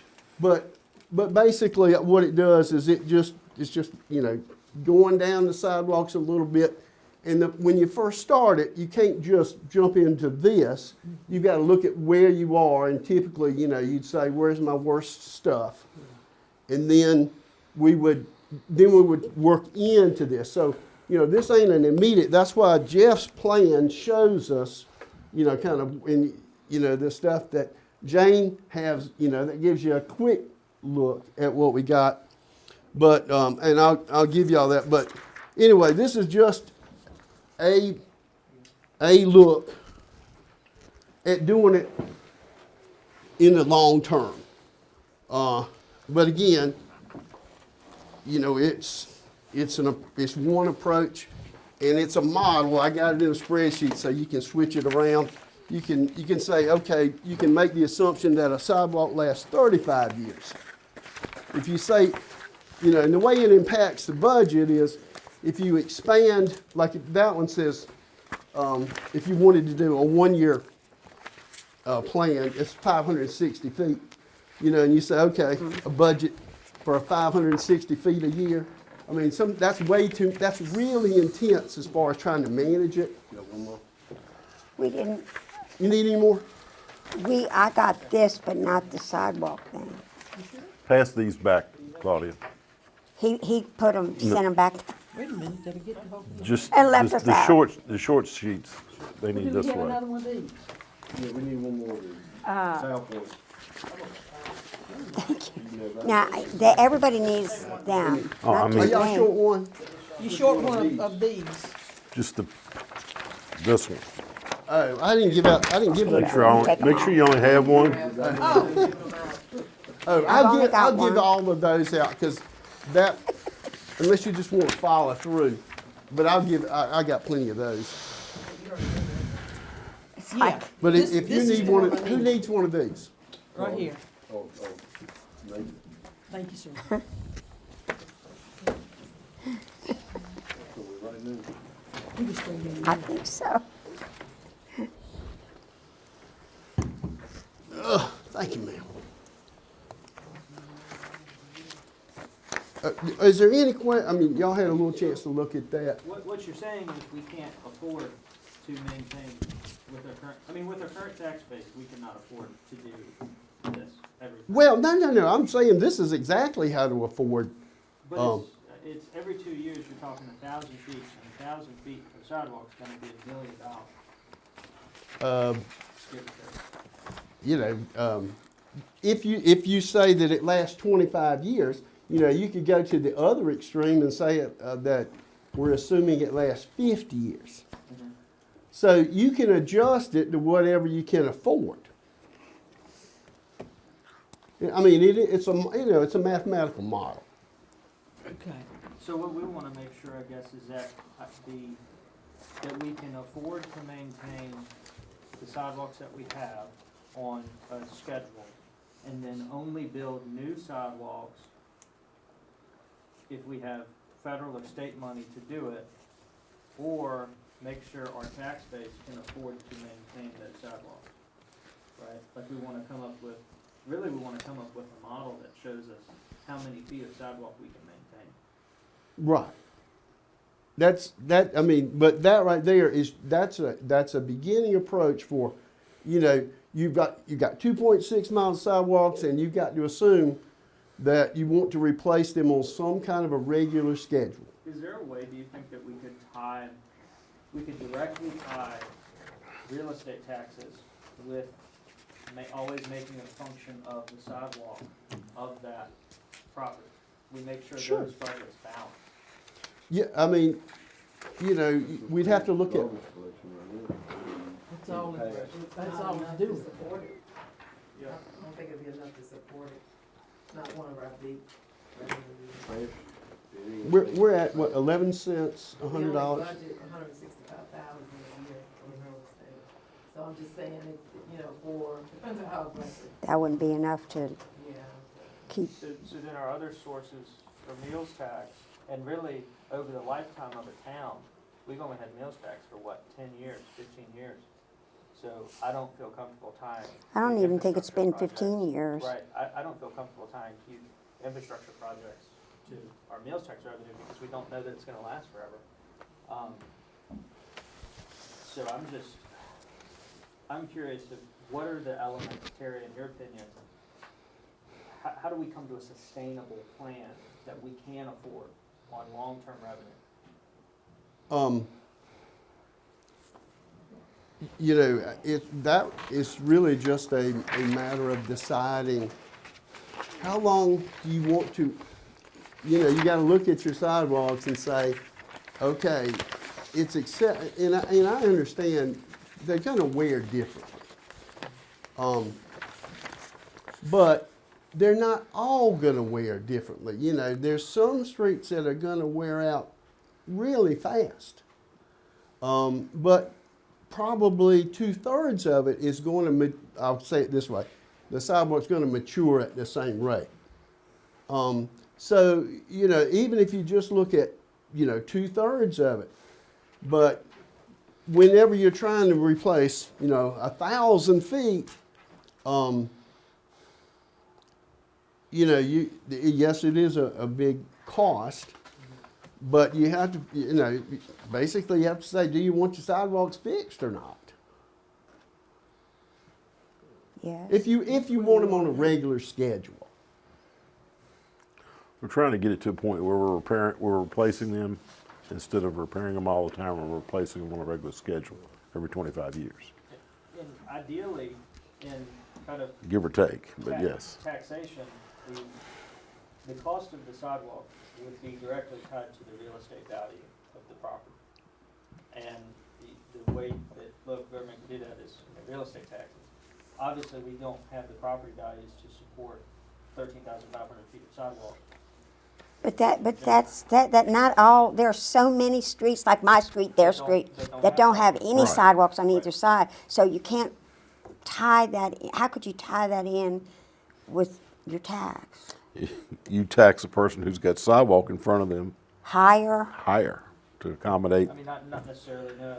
That doesn't sound like That's a, not gonna go. That's not, you That know, doesn't 'cause sound that's like a not good equitable plan. to the So, entire community, because the community uses Might the as well put- sidewalk, even put those a- outside of the, then the Put a little town. thing in front of them in charge of quarter every time you walk down one. I mean, you know. let's Another keep it wall. Shading their real flashing, deal. Yeah, shading build their another flashing wall. lights. another barricade. We're gonna put a and- gate and in you'll this never time. get Silas in that buggy going down the road with that rate. You gotta have quarters.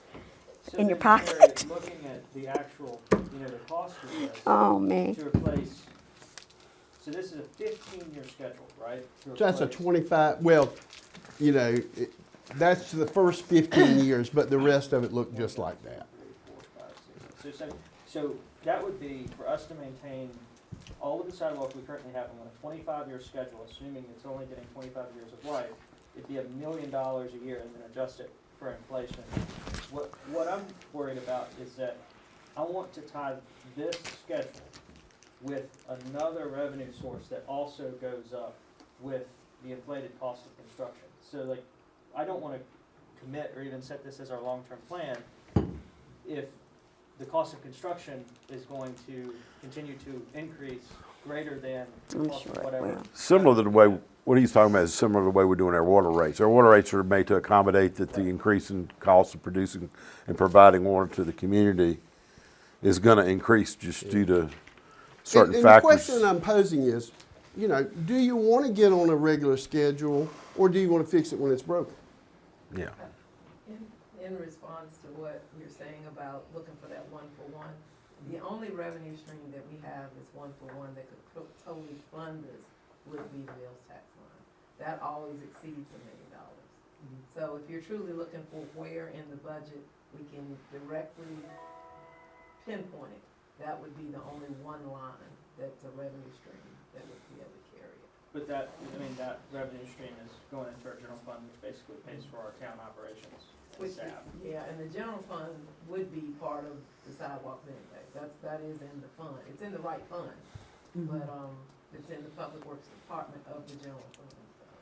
So on a 50-year basis, right, like the real cost for the next, let's just say 3 years, would be $500,000 a year that we don't currently have budgeted for sidewalk replacement, right? If we wanted to replace 1,000 feet, so it would be $1 million, let's just say $1 million per Yeah, I mean, 1,000. and that's linear feet. Now, that's not square feet. Right, right. So we have 13,500 linear feet of Yeah. total sidewalk on a 50-year replacement. And plan. see, some of those sidewalks are 3 feet, and you know, only a few of them are 5. And they won't all fall all to pieces at the same time. Right. So Right. you don't have to replace all of those But- every But it would year. be recurring budget expense of, so on a 25-year basis, it would be $500,000 a year. On a 50-year basis, it'd be $250,000 a year. So we could take our sales tax revenue. What's our sales No, tax? we don't do much in sales tax. We only get 1/2% of 1%, but the county It's like gets. 75,000. Yeah. Yeah, and that's because the number of children in school. That's, cigarette tax, we budget for about 140 a year. That's a kind of hit or miss, I don't know. I will say, over the last maybe 6, 7 years since I've been here, when we weren't doing projects, we usually profited about 300,000, 400,000 a year. But that's when we weren't doing some of the projects that we had taken on, which we needed to do, you know, like the depot and So everything. on a 50-year basis, we would need to be able to budget $250,000 a year, adjusting for the increased cost of construction over that time period. Right. So, It seems to me the way you would do that would be a line item in the CIP. That way you would That's know, what it used to be, but. that way every year you would know you got to do this. Yeah. And recognize too, that's 100%. You know, Yeah. that's 100%. So you know, you may have some sidewalks that are very durable, and you may only find out that you know you don't need to replace 100%. Maybe you only have to replace 80%. Yeah, not everybody goes down Lee Street and Harold Street on the Or sidewalk less. as often. Nobody rides a truck up over the sidewalk or a school bus. How many tractor trailers have got the corner at We do have Church and Red To House? actually do the project, sidewalks. and we saved $250,000 a year, we would have $750,000 each time that we If you did it yearly. did right. that. And so, and it's gonna keep going up, it's not gonna go down. But in today's dollars, that would do almost as much as you were talking about doing in a year. So if we cut it back a little bit more, would it work? Yeah, you know, I mean, it's it's a man. Again, you're just It's a trying to way to get to manage. some kind of a manageable model. You know that you can plan out. You know, Jeff's gonna play the numbers. He got a lot to do, but you know, once you kind of get into the rhythm of it, you know, it becomes basically a good habit. And you can invest that with the 3-year maturity too, and make a little bit more. I'd say come up with a plan to fix the most needed sidewalks we need right now, like some of the things you took pictures of. We need to put money to that right now to fix that, and then worry about this plan, because we got so many things going that we don't know what's actual cost gonna be. What worries me is water. Well, you got That's in the that. back of We're my not even mind looking all at the water time. like we're looking at sidewalks. Yeah. So we're gonna make a plan to replace every pipe. We ain't looking at the water and sewer. I'm talking about getting water. Oh, That's next. That's the next item That on the was, agenda. that's the elephant. I think we need to come up with a plan to fix the. Fix the what's ones that's broken. unsafe Yeah. And go at them. So, yeah, we need to do that, and then First. also And then set a long-term Get sustainable. some of these projects fixed away and. And then revisit the 'Cause I believe sidewalks. in planning your master market and plan. plan. Cause, yeah, and we got sidewalks that's gonna be here probably 80 years from now. Would it help? If VDOT stays, keeps us off of them, they'll be here for 80 years. Yeah. They ain't cured to 100. We need to come up with a plan for it, and find a revenue source that's sustainable. But you got to raise taxes to do it. And there are sidewalks, for example, you know, from Pine Street to Annie Street. They were put in under Bill Gillespie. That was put in there. We had money going into it. It's in wonderful condition, because we don't have that much traffic on those sidewalks. Because it People doesn't do go use beyond it. Pine Street. But it's not, Not it's not necessary. like in the hub of town. Pardon me. Mr. Elder, go ahead. For years, we had it in the CIP. So to answer to this, save y'all the hours of talking, we can just regurgitate what we did years ago and put it back in the CIP. Me and Terry, Kim will work at it. I'll make that a motion. And that was your suggestion. Sounds good to me. Why would it have ever came out? Cause we had the SBR plan. and- Too much other expenses, Project. major expenses. So we just, I pulled it out of the position I made. Yeah. We just also, we had planned on, we had all this worked out, which y'all said you had discussed it, and we was actually doing it. Took you that long before you said. But we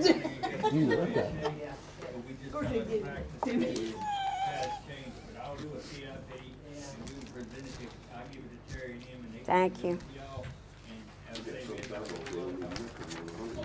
Just for the sake of the record, I don't know if Tim made it as Joe. Motion made and properly seconded to Go back to that. We'll be working. resume the contribution to the capital improvement plan for the maintenance of sidewalks. Which was Jim's idea. We'll give him the credit. Add money to it if we got it. Yeah. We'll call it the Boyce Plan. Okay. We don't call it the boys' plan. So if it Thank you, Mary fails, Lou. it's your fault Can we too. put it in the record as the voice plan, please? I wanna look back in 40 years and remember the voice sidewalk project. Any further discussion? That stuff's gonna be gone. I hope I'll be here. If there's no further discussion, Be a all in grandma favor then. signify by saying aye. Aye. Any opposed, no. Ayes have it, the motion carries. And Mr. McGee, on to your second portion of this Okay. discussion item. This is the last leg of this long journey. You know, this is another one of those perspective things. Y'all may not be familiar with it, but that's 1963 plant boiling vat. That top is open, and that's a man working on a platform. And those things are just like pots. You know, they boil over and the froth runs over on the sides. In 1963, my dad worked for Burlington Industries in Alta Vista. He got transferred to Burlington in Cheraw, South Carolina. His first day on the job, he told his boss that that thing got no covers, no guards, no warning signs, the platform is slippery and somebody could get hurt. So 2 years later, my dad almost got burned to death. His boss didn't want to ask the plant manager for the money. That man's name was Pierce McGraw. I was 7 years old when that happened. Before my dad left the hospital, the guards and signs were in place. 3 weeks after that accident, it was 100% preventable. So when I speak about job safety, it's personal and I'm serious.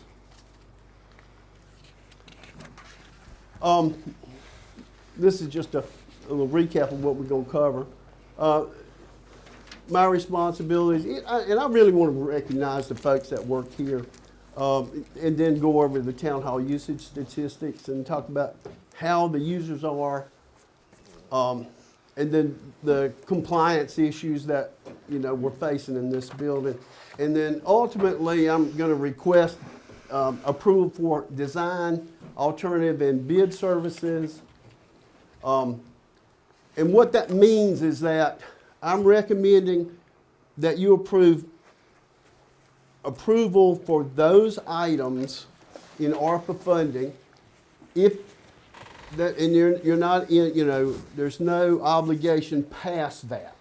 That is basically to get the building drawings done and to have some preliminary work done on this building. You're not obligated to accept the bids. That would just take you to the point where bids came back and you could accept or reject the bids.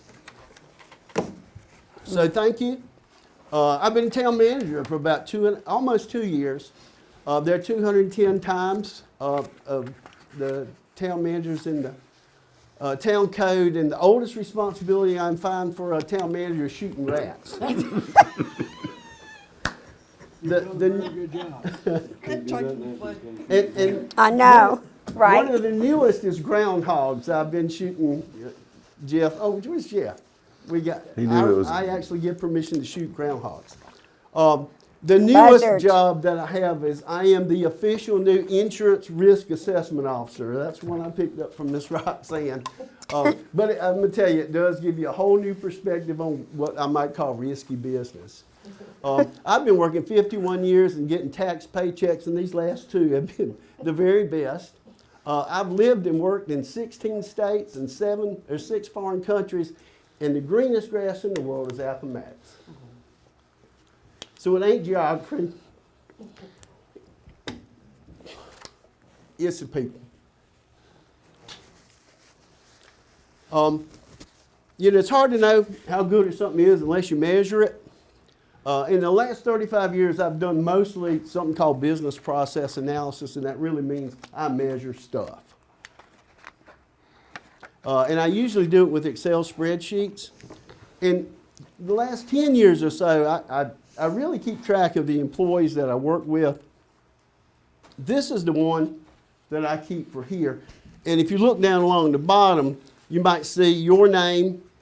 If you had mentioned something to me and said, hey, how about this? You're probably in my spreadsheet. This spreadsheet shows that these employees and some of the council members have saved the town literally $3 million. And this ain't guessing, this ain't, I'm estimating. This is real money that either we got from grants or that was literally saved. And it came from 17 employees, in a little over 2 years, 101 ideas about. I never worked anywhere where usually I have to be the guy that goes around and gets people, hey, how do we save money? Tell me your ideas. I've never been anywhere where everybody comes to you and says, hey, can we do this? And I honestly believe if you take this group of folks and you send it into Washington, D.C., they could balance the budget in a year. That's how much I think of these folks. This is an example. Roxanne and Kim sorted through 14 years of boxes to recover $2.3 million. There was a long period of time where you didn't have a treasurer, then you had a treasurer, and Didn't have it again. things didn't go too well, and so Roxanne made sure, she and Christy made sure the bills got paid, but nobody knew quite exactly where they were. They basically just put them in boxes. But that grant's 14 years old, and it still has almost $500,000 in it that Kim and Jeff and our USDA are trying to figure out how to legally use that money. And Jeff and Tori put together this elimination grant, and they got $250,000 for the town of Appomattox in the past 6 months, and he'll never tell you this. But here's the cool thing about it. I got a call from CHA last week, and the guy said, can we delay the water study a little bit? And I said, you know, hey, this thing kind of dragged. He said, look, there's a lot of overlap between this lead elimination study and the water models that we have. He said, he said, this grant will cover a big chunk of that $60,000 that we had allotted for that. This is another thing. Jeff uses metal parts, and you know, they cost about 10 times as much as those plastic parts. But the good thing is, they last about 15 to 20 years instead of 3 to 5. And you know, what that means is that in 3 to 5 years, somebody says, oh, I got a leak, and our guys have to go out and decide, you know, they have to dig it up, and we spend 4 or 5 hours out there. They don't have to do that, and the homeowner doesn't have to, you know, spend $300 or $400 for a plumber. And folks need to know that.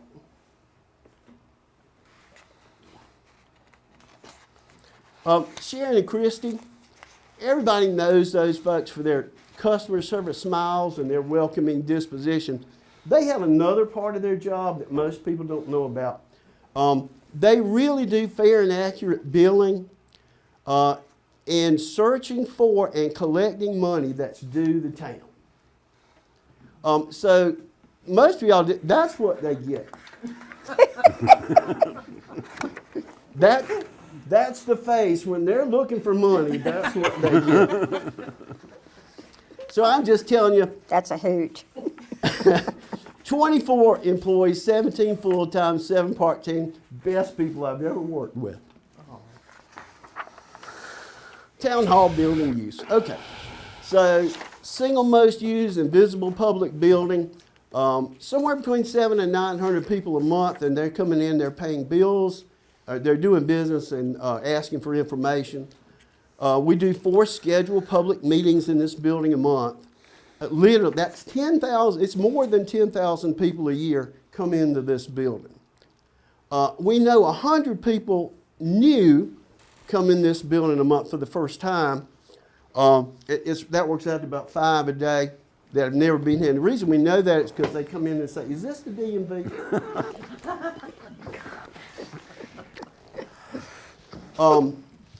You know, and this is kind of the way that works out. 45 citizens a day, come in about 6 people an hour a day. 85% of them stay here 30 minutes or less. And they climb and descend 20 stairs. That's 18,000 steps a month, 41 miles a year. They go up and down our steps. And employees average 6 round trips up and down the steps here a day. That's 44 steps, 6 round trips, 264 steps a day. So employees put 12 miles a day on these steps.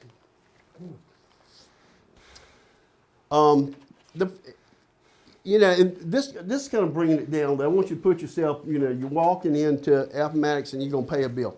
The first and last thing that people do is they climb and descend the 10-foot steps. Most of those folks are senior citizens.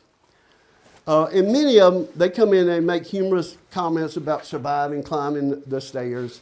Some of them come in, they don't say anything, but you can hear them breathing in the lobby. And one of the things I want to point out to you, people don't have any option about whether or not they come to this building. You know, when it comes to sidewalks, and they're important, but everybody, you know, you got a bunch of people, 100,000 people a year have to come in this building. They don't have an option to go anywhere else. And there's some things that are changing about our world that, you know, things that we have to address. We have a growing population of seniors and handicapped citizens. They have far-reaching enforcement of federal laws requiring handicapped access. We're seeing able-bodied people are dropping out of the workforce. And changing social norms, you know, they're literally supporting and encouraging handicapped participation and employment. You know, sadly, and this has been true in every small town I've ever been there are limited opportunities and attractions for young people to stay in rural communities. You know, I think we really are on the beginning of doing something that might help that. And people are living longer. But we are living in an increasingly litigious, sue-happy society. Okay, how many people can finish this sentence? If you have fallen down the steps and been injured in a place of business or a government building, Come see us. you may be eligible for Yeah. compensation. That's right. Because if you're injured, we care. But not until you're injured. Exactly. Okay, so now I'm going to give you a personal perspective, but you know, I'm kind of a sentimental guy, as you probably picked up, but you need to know where I'm coming from. Okay, you know, I used to wonder what kind of people press legal actions on small towns with small budgets. And if you go to retired Pennsylvania County School Superintendent and my good friend James McDaniel, he'll say, Terry McGee, they gave me most of my gray hair. We had a daughter, Abby. She had multiple handicaps and she was in a wheelchair. In 2001, Pennsylvania County Schools didn't have a ramp, a lift, an elevator, and they didn't have any handicap playground equipment in any of Pennsylvania County schools. And historically, they had been very successful at convincing parents that they needed to send their very handicapped children to Lynchburg. The first 8 years that our daughter was in Pennsylvania County Schools, I know we busted their budget on equipment, facilities, and legal budget almost every year. But here's the good news. The week before Abby started high school, the high school principal called us, gave us a VIP of the new Dan River High School. Completely handicapped accessible. And now, you know, here we are in 2024, all of Pennsylvania County schools are handicapped accessible.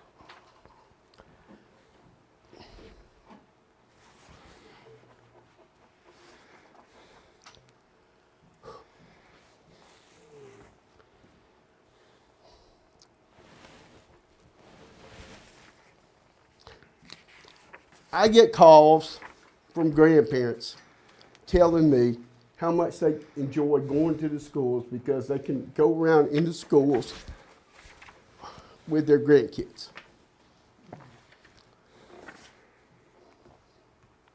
Wrong way, sorry. My wife and I were K-12 educators, I was a K-12 administrator. We knew the laws, and basically, we never had to hire an attorney, and it didn't cost us a penny to press the issue of handicapped access. And what I really want to stress to you is any public entity at this point faces two choices when it comes to ADA compliance. The first is that you can budget and plan and become compliant now, and you can do it at the best possible cost. Or you can replan, rebudget, rebuild later at the highest possible cost with added legal fees. The harder Pennsylvania County schools resisted compliance, the more it cost them. And it mainly was because my wife, and she worked in the school system, but she was a mama bear when it came to getting resources for my daughter. Okay, this is, you know, the use of this building, and most of y'all are familiar with it, but, you know, we got security monitors and stuff in cabinets. This is where our IT, all of our IT equipment is. It's downstairs under the basement stairs. None of those locations are practical, secure, clean, or efficient, recommended, or literally safe. This is that main hallway over there. You know, it's got the break room, the water storage bottles, the water cooler, coffee bar, snack bar, recycle bins, large cup, vacuum cleaner, and 2 bathrooms are in that hallway. And the bathrooms aren't accessible when the microwave's in use. And these items are in the hallway because there's nowhere else to put them. You know, fire code says nothing's supposed to be in those hallways. Both Virginia and the International Fire Code. Bathroom closet, you know, the thing is stuffed full, and, you know, we got even stuff stacked up over in the corners. I'm just saying there's no extra space. The 2 closets there in the hallway, You know, they're really pretty much stacked up with HVAC equipment, cleaning supplies, and they really are full. And if you open either door to either the microwave or the refrigerator, you can't get, you know, into the bathrooms or go through the exits. The treasurer's office, it's more than 20 boxes, you know, and if you've got stored boxes and they're full of corrugated cardboard and paper, that is a huge fire hazard. This is the town council chambers. There's nowhere for store things like the chairs. It's necessary frequently to move things around here in the room, and all we're doing is literally repositioning it in the room. It creates a tripping hazard because we don't know where it's going to be. And the stacked chairs fall off, you know, they fall off a lot. The raised platform, you know, is another issue. It makes it hard to get through that door. And the platform is really dangerously undersized. It would be really easy for anybody or anything to fall off that platform, and there's really nowhere we can't enlarge it, and we really can't move it.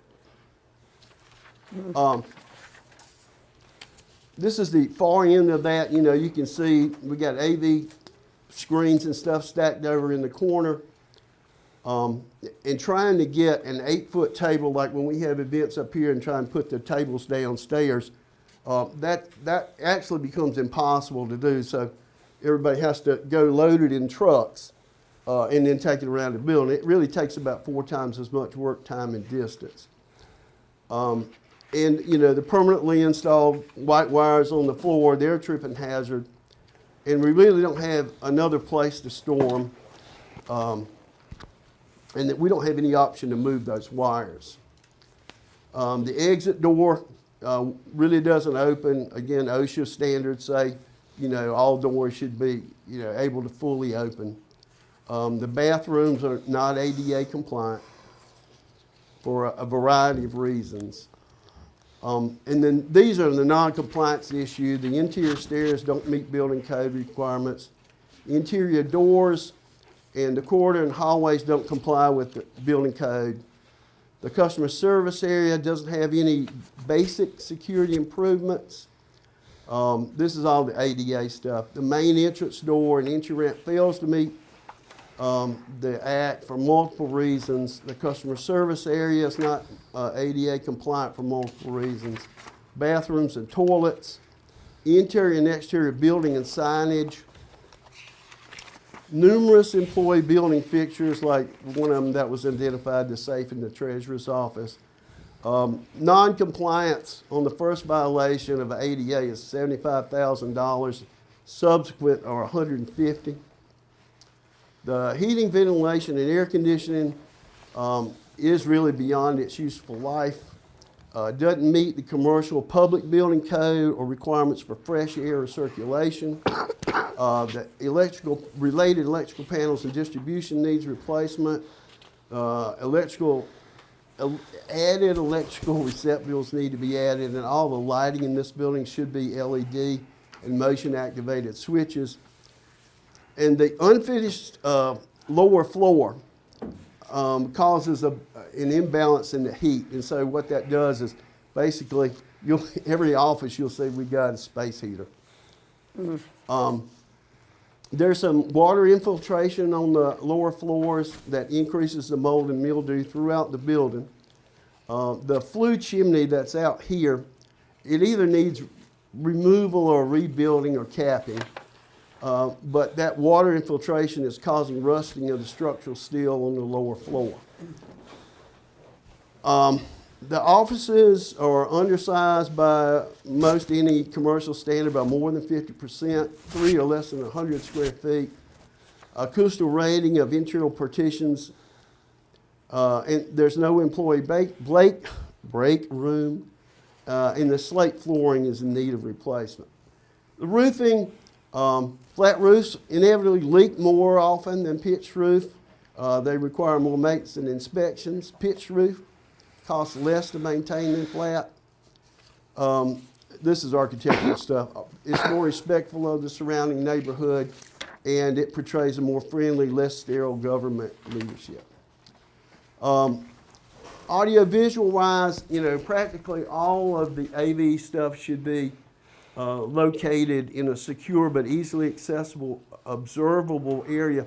One of the issues that you run into is that we have alarms on like APC units, or if a hard drive's going bad, they will beep or blink. And the fact that we're only going down there those 6 times a day, you can miss that. The council chambers need a comprehensive review of the audio-visual resources and a design layout.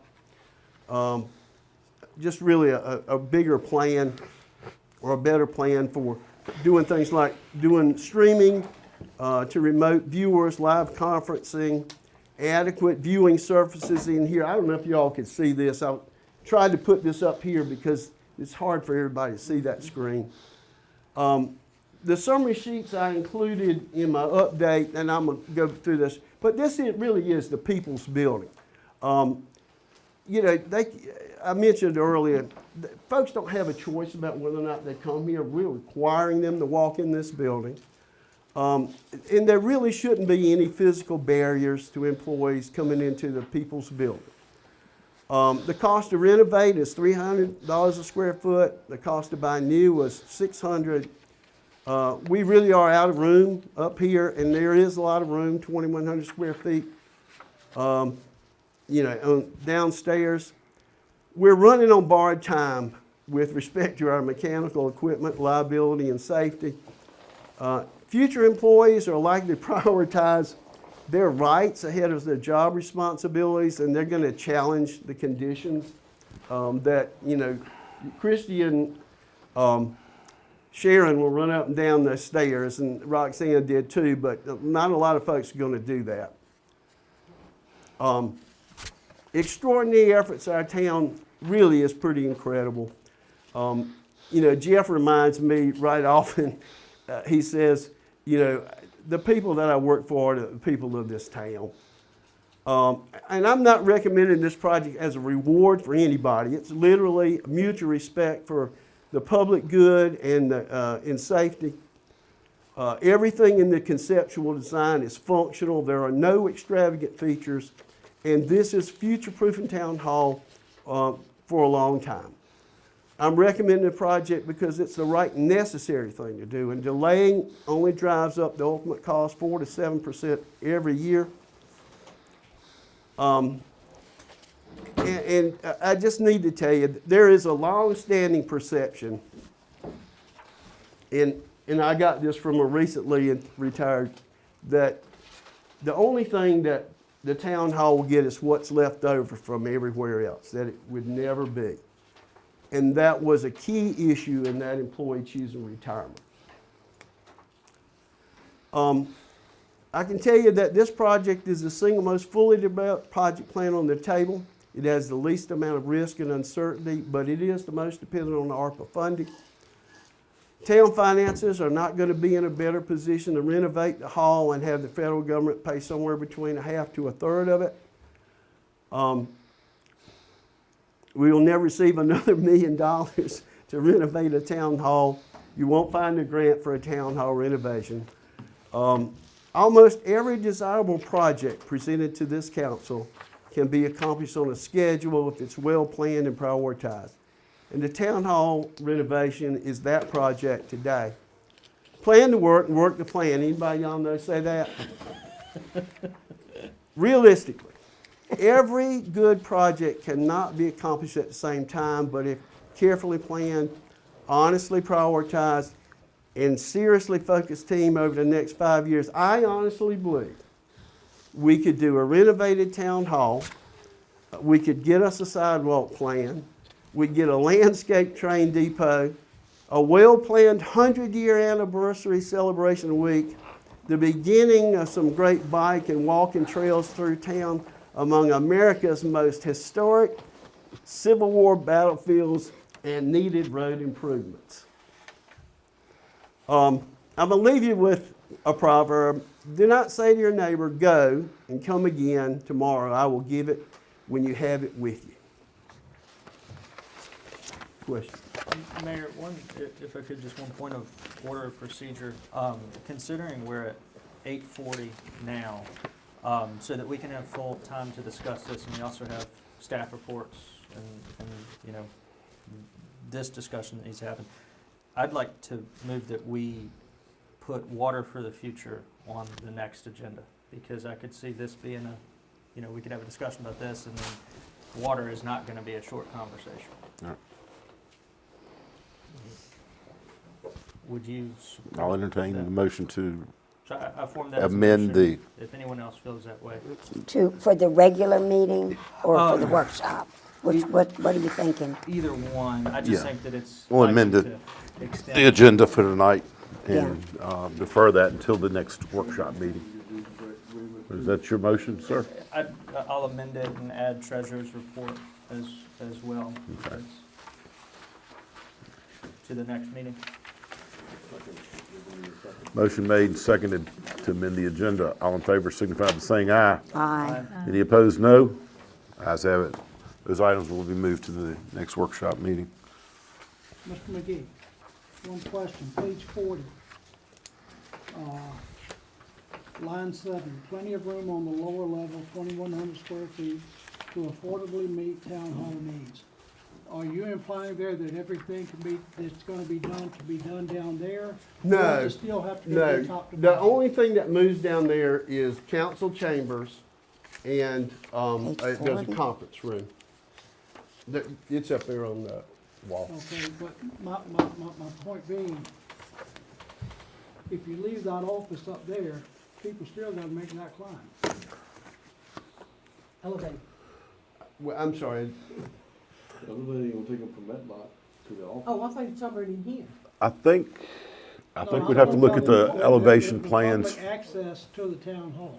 I think if we look at the elevation plans to Well, the town hall. the plan actually has a ramp, that comes in the front. Do we want to do a 5-minute session just to walk around and look at the floor plans? Works for me. Well, because I'll make that as a motion, then 5 minutes to look at Let's it. take a 5-minute break, Okay, please. great. I kind of You can looked stay at it mic'd when up if you when I choose to, first but got here, basically- because I got here a little bit early. But I can look at it again. Yeah.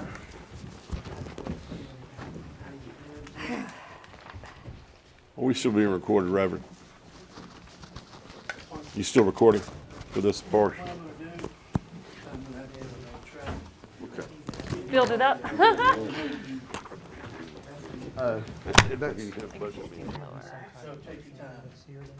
Well, I have requested, and so they are, this is kind of a discussion period.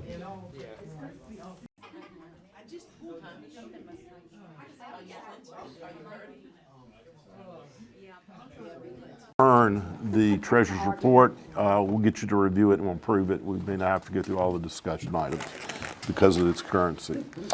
All right. Thank you.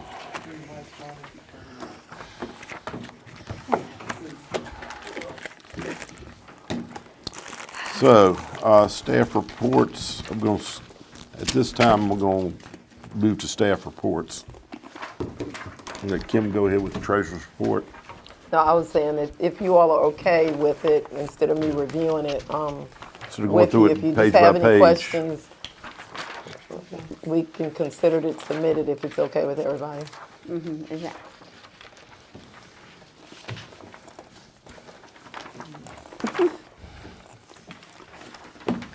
Just remember to be here on March 11th at 5:45 to start budget process. That will be right before the adjournment, ma'am. I'm going to remind everyone. When we start early with the budget Yeah, meeting. where'd you get that from? Okay, I need a couple extra copies of Okay, those. y'all need Or some you can copies? send an email, I'll write it down. That's Yeah. fine. It tells you when we meet early.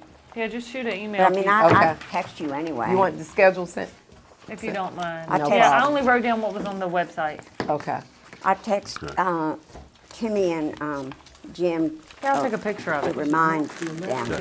Has everyone had an opportunity to review? Schedule? Because I don't work. I have a Yes, I conflicting have. meeting On March that 11th? night, so I might be able to be here for a little bit. Got you. Gotcha, okay. Are there any questions to the treasurer for the financial status for February 2024? I'm good. Okay. Without objection from anyone, we will accept the treasurer's report as presented. No objections? Thank you. Council comments. Ms. Puckett? Mr. Smith, Mr. Simpson, excuse me. Just one, so at the last Board of Supervisors meeting, Kaylee and I were in attendance, and Mr. Hinkle made reference to not having any sort of meeting set up with the town.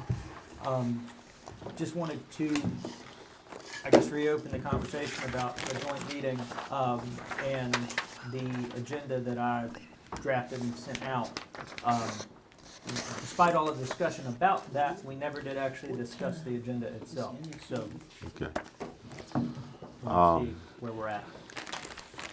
Has everyone seen the proposed agenda from Nathan? I have not. Okay. It was- Still waiting on the email. All right. I sent it out by way of Christie. I didn't want to create a group email. Okay. I have a copy printed.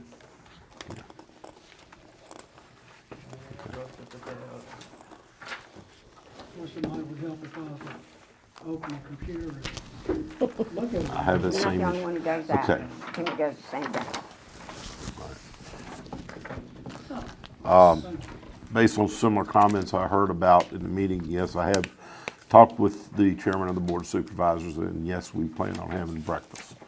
We're looking at this, when I have a break, which is sometime during the spring break of the IMAX County Public Schools. So all are welcome to attend said breakfast, Dutch treat. And who would you be meeting with? Mr. Hinkle, Just you And and Mr. Hinkle, or Miss any? me and Mr. Hinkle, and we may invite Sarah.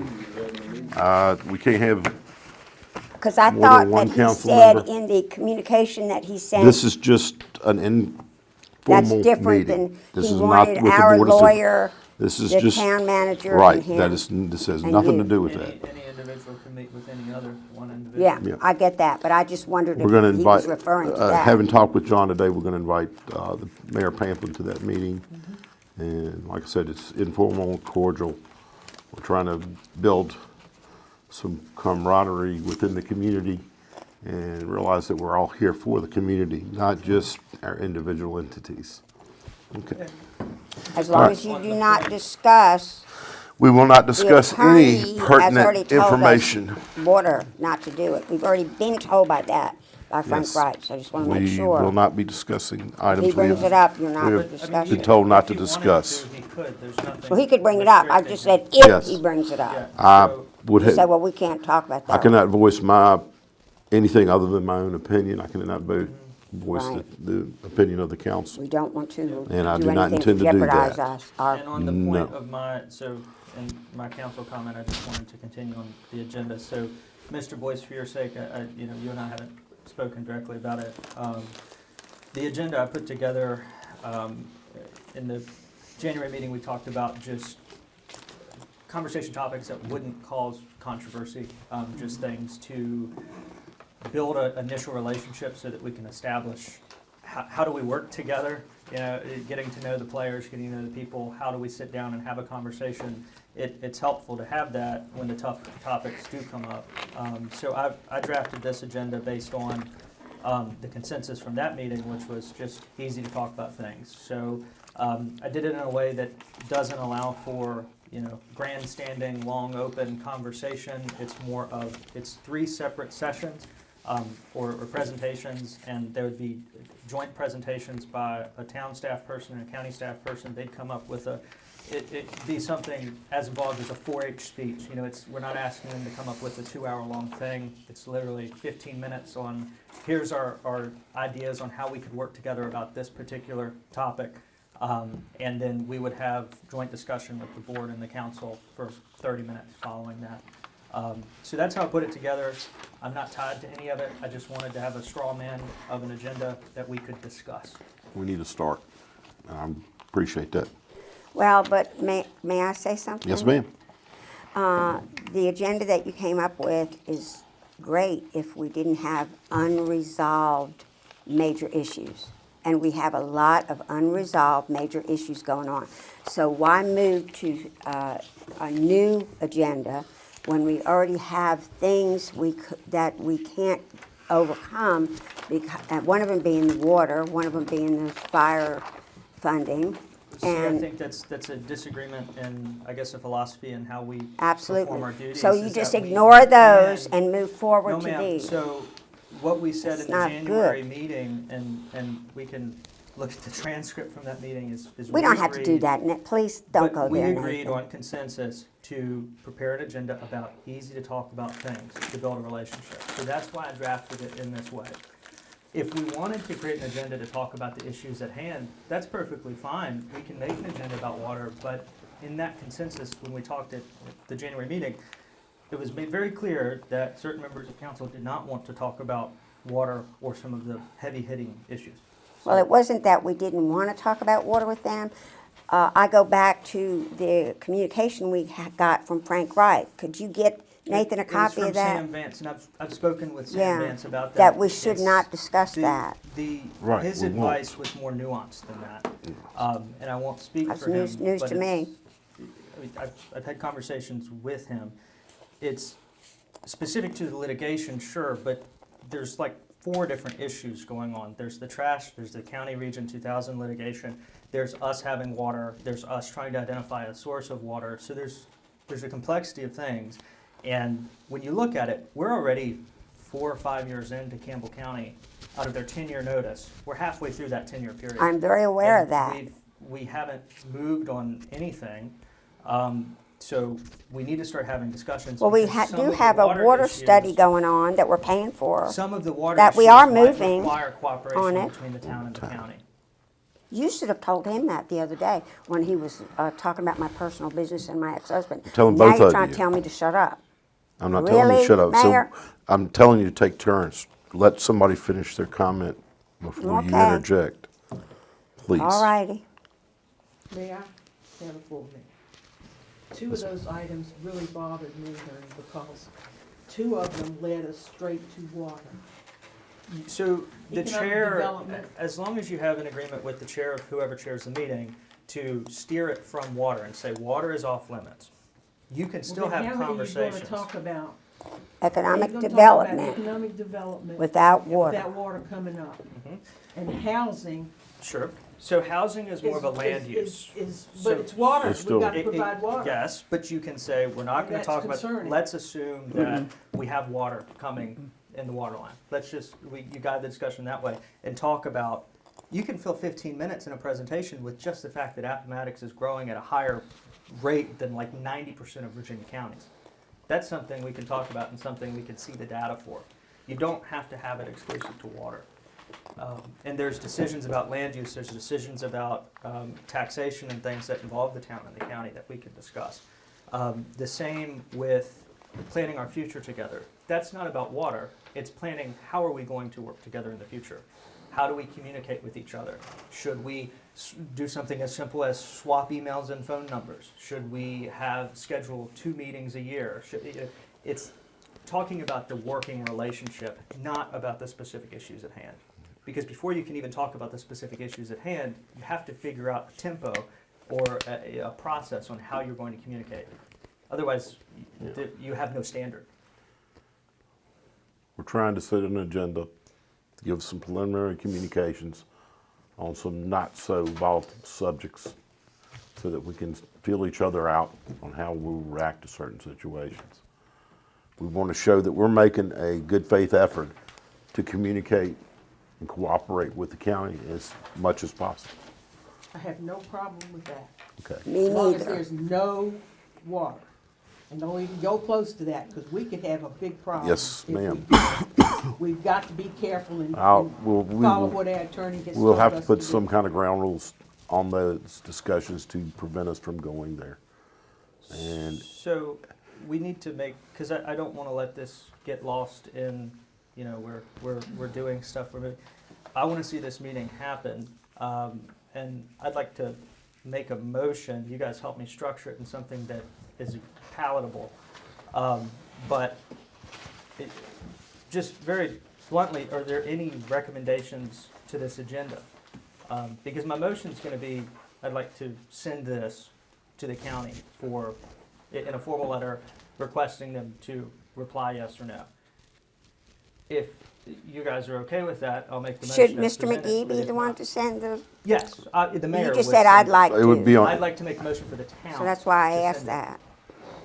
that. I'm not being stupid, but can you just put on it, we will not discuss water? I mean, Yes, you could set the We ground can rules. set the ground rules. I mean, I would just have it in black and white, and if the meeting If goes, it comes up Yeah. and whoever's chairing the meeting at that time, and because we're sending out the invite, Right. I'm gonna suggest that we chair the first one, and they can compensate with a later meeting at a periodic time so that they can chair the next one. and when you say chair, like when I worked at social services, we paid someone, that was their job, like a facilitator. Is that Yes. what you mean by chair? You Yeah, have a- but You could we'll go probably one of two use ways. Not the quite. mayor Do that. in our case and the chairman of the board of supervisors when they are host. Oh, okay. And if anybody in the council feels that we're going beyond the ground rules, they can point it out to the chair and tell them the discussions will end until that topic is no longer discussed. Mayor, I'd like to make a motion, and I'm gonna name ground rules specifically, so I can give these to you later, but I move that we formally invite the county to a meeting hosted by the town to discuss the items on the agenda that I presented, and to set the ground rules to exclude discussing the lease and sale purchase agreement, the water purchase contract, and the water line maintenance agreement. And water generally. Is there a second? This could be a meal. Or just a meeting. I think we do it with food. Who's paying? Well, we're hosting. We'll host, we'll pay. Sorry. Well, that's They just decide me. not to That's reciprocate. always the way. If they That's right, we're the ones that pay. Subway's available. I'll be second to that. Thank you, sir. Motion made, properly seconded to send an invitation with the proper ground rules and discussed agenda. Is there any further discussion? I just have a statement I'd like to make before we vote. The board is a different board now, and I think we need to go into this meeting with that in mind. And, you know, we've got to work together, but the younger ones that's on here, we are gun shy for certain reasons, and y'all have to forgive us for that, but we're gun shy. And There are lots of reasons. so, that's all I gotta say. Yes. I agree with you, Tim. Me too. Any further discussion? So the next thing, we'd have to wait, make sure they approve it, We have to then get- you'd kick out dates to them? Or, okay. We see if we can work a date out for the invitation. Christie, if you can see what our schedules are. I'd say probably Well- no earlier than April or May at this Yes. point. Probably May.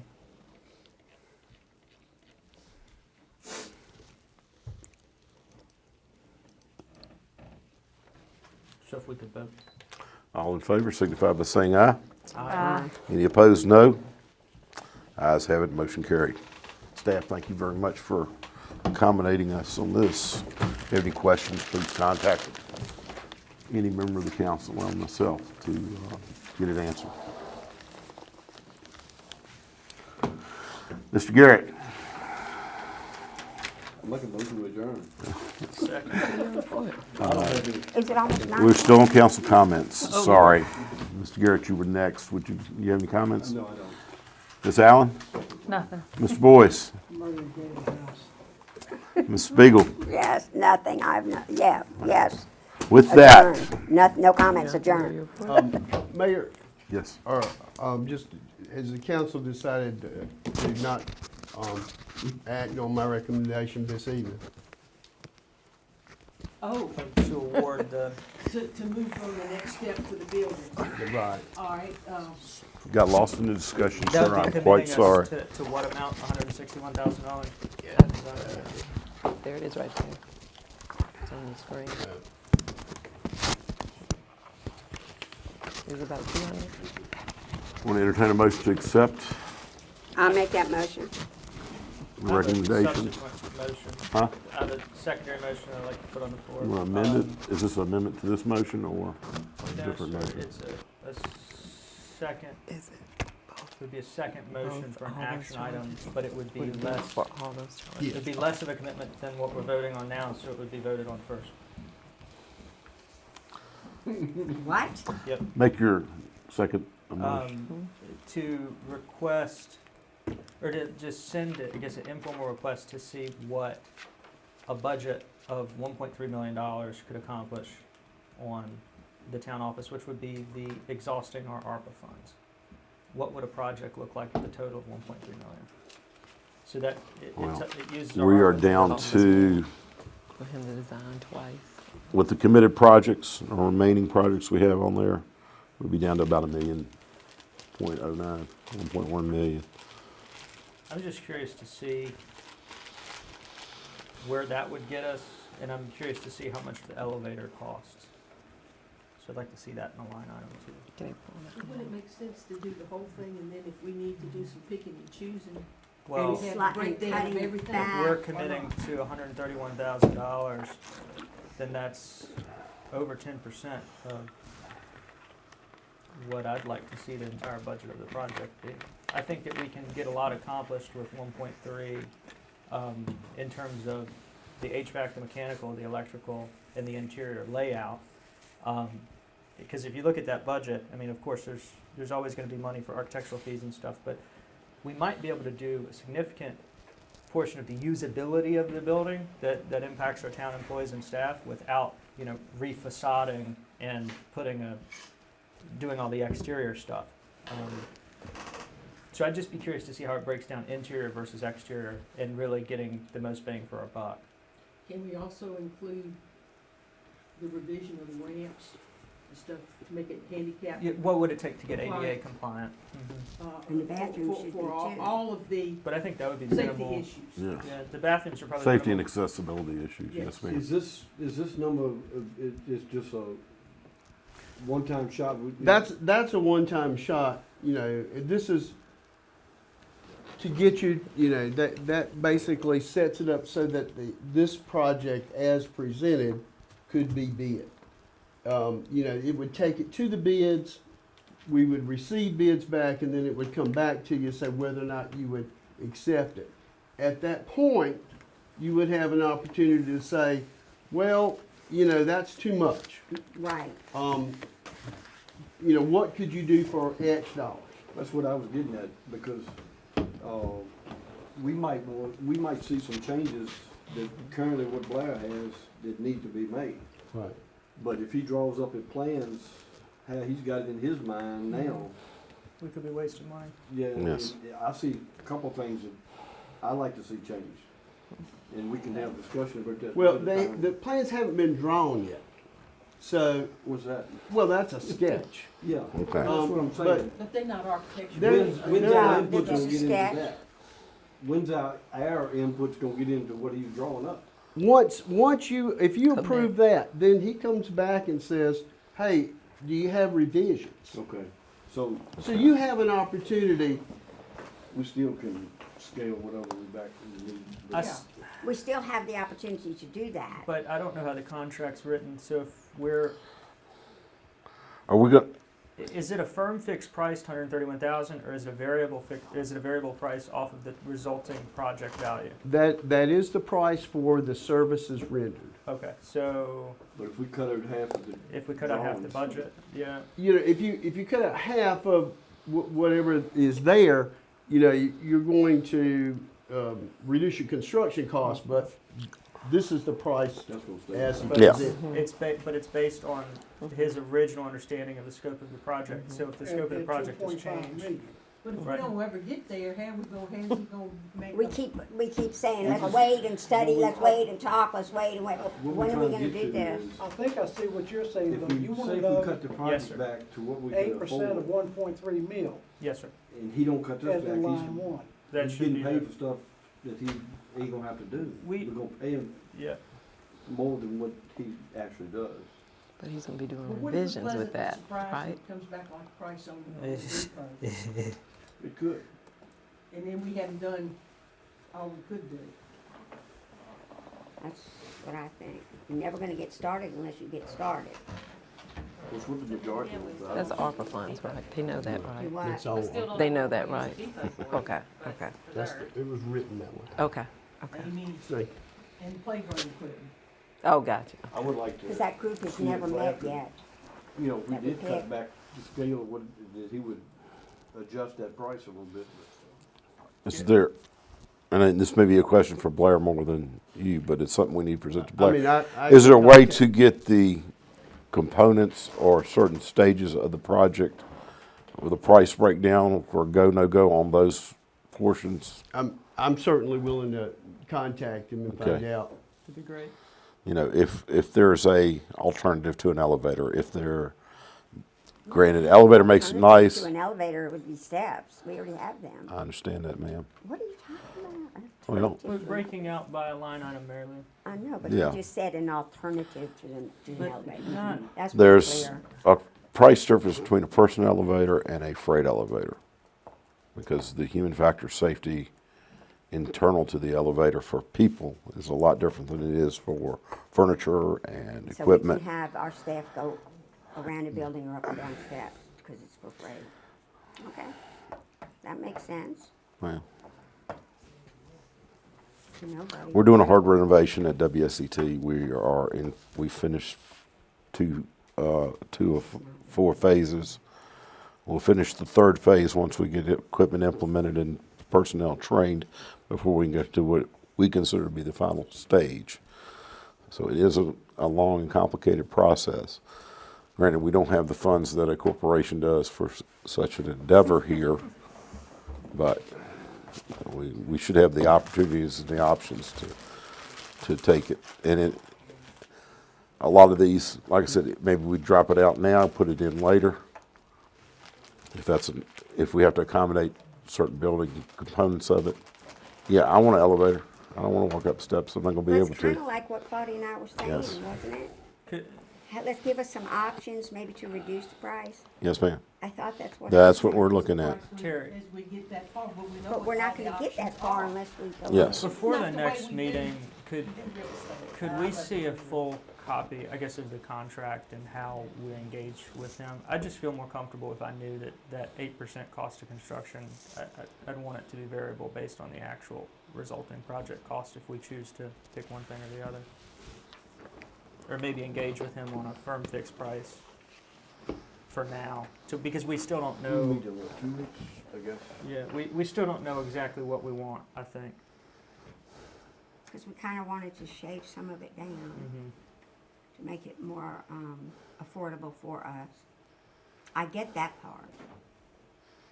I guess ask him if we could engage with him on a fixed price basis to, for lack of a better term, figure out what we want and deal with us as we talk through potential options. Yeah, I'll contact him tomorrow. That could save us some money. if we Yeah. did Yes. that. It looks like to me, it reads as 8% cost of construction, so if we end up with a less amount. But I think the way the It's going- contract's written is that that's a fixed amount. So I'd be curious to read the contract and how we've engaged him. Again, 8% of 1.3 as opposed to 8% of 2.5. Yeah. Yes. Do you think he'll charge us if you keep going back and forth on it? That's what I'm asking him, is would he engage with us for $15,000 or something to give us a clear picture of what we're gonna then pay him to create the 500-page specifications book for? I guess, how close are you to having, a pretty good idea of what you need to change? Do you have any extra sheets that I could take and review? You can take what's here. I just like to look, I might just take pictures of it with my phone Okay. if that's all right. They're too, you can't read them. I have them electronically, but you can't read them. I'll just take pictures and do what I want to do. I will look at it. Thank you all. Okay. All right. So with, Adjourn.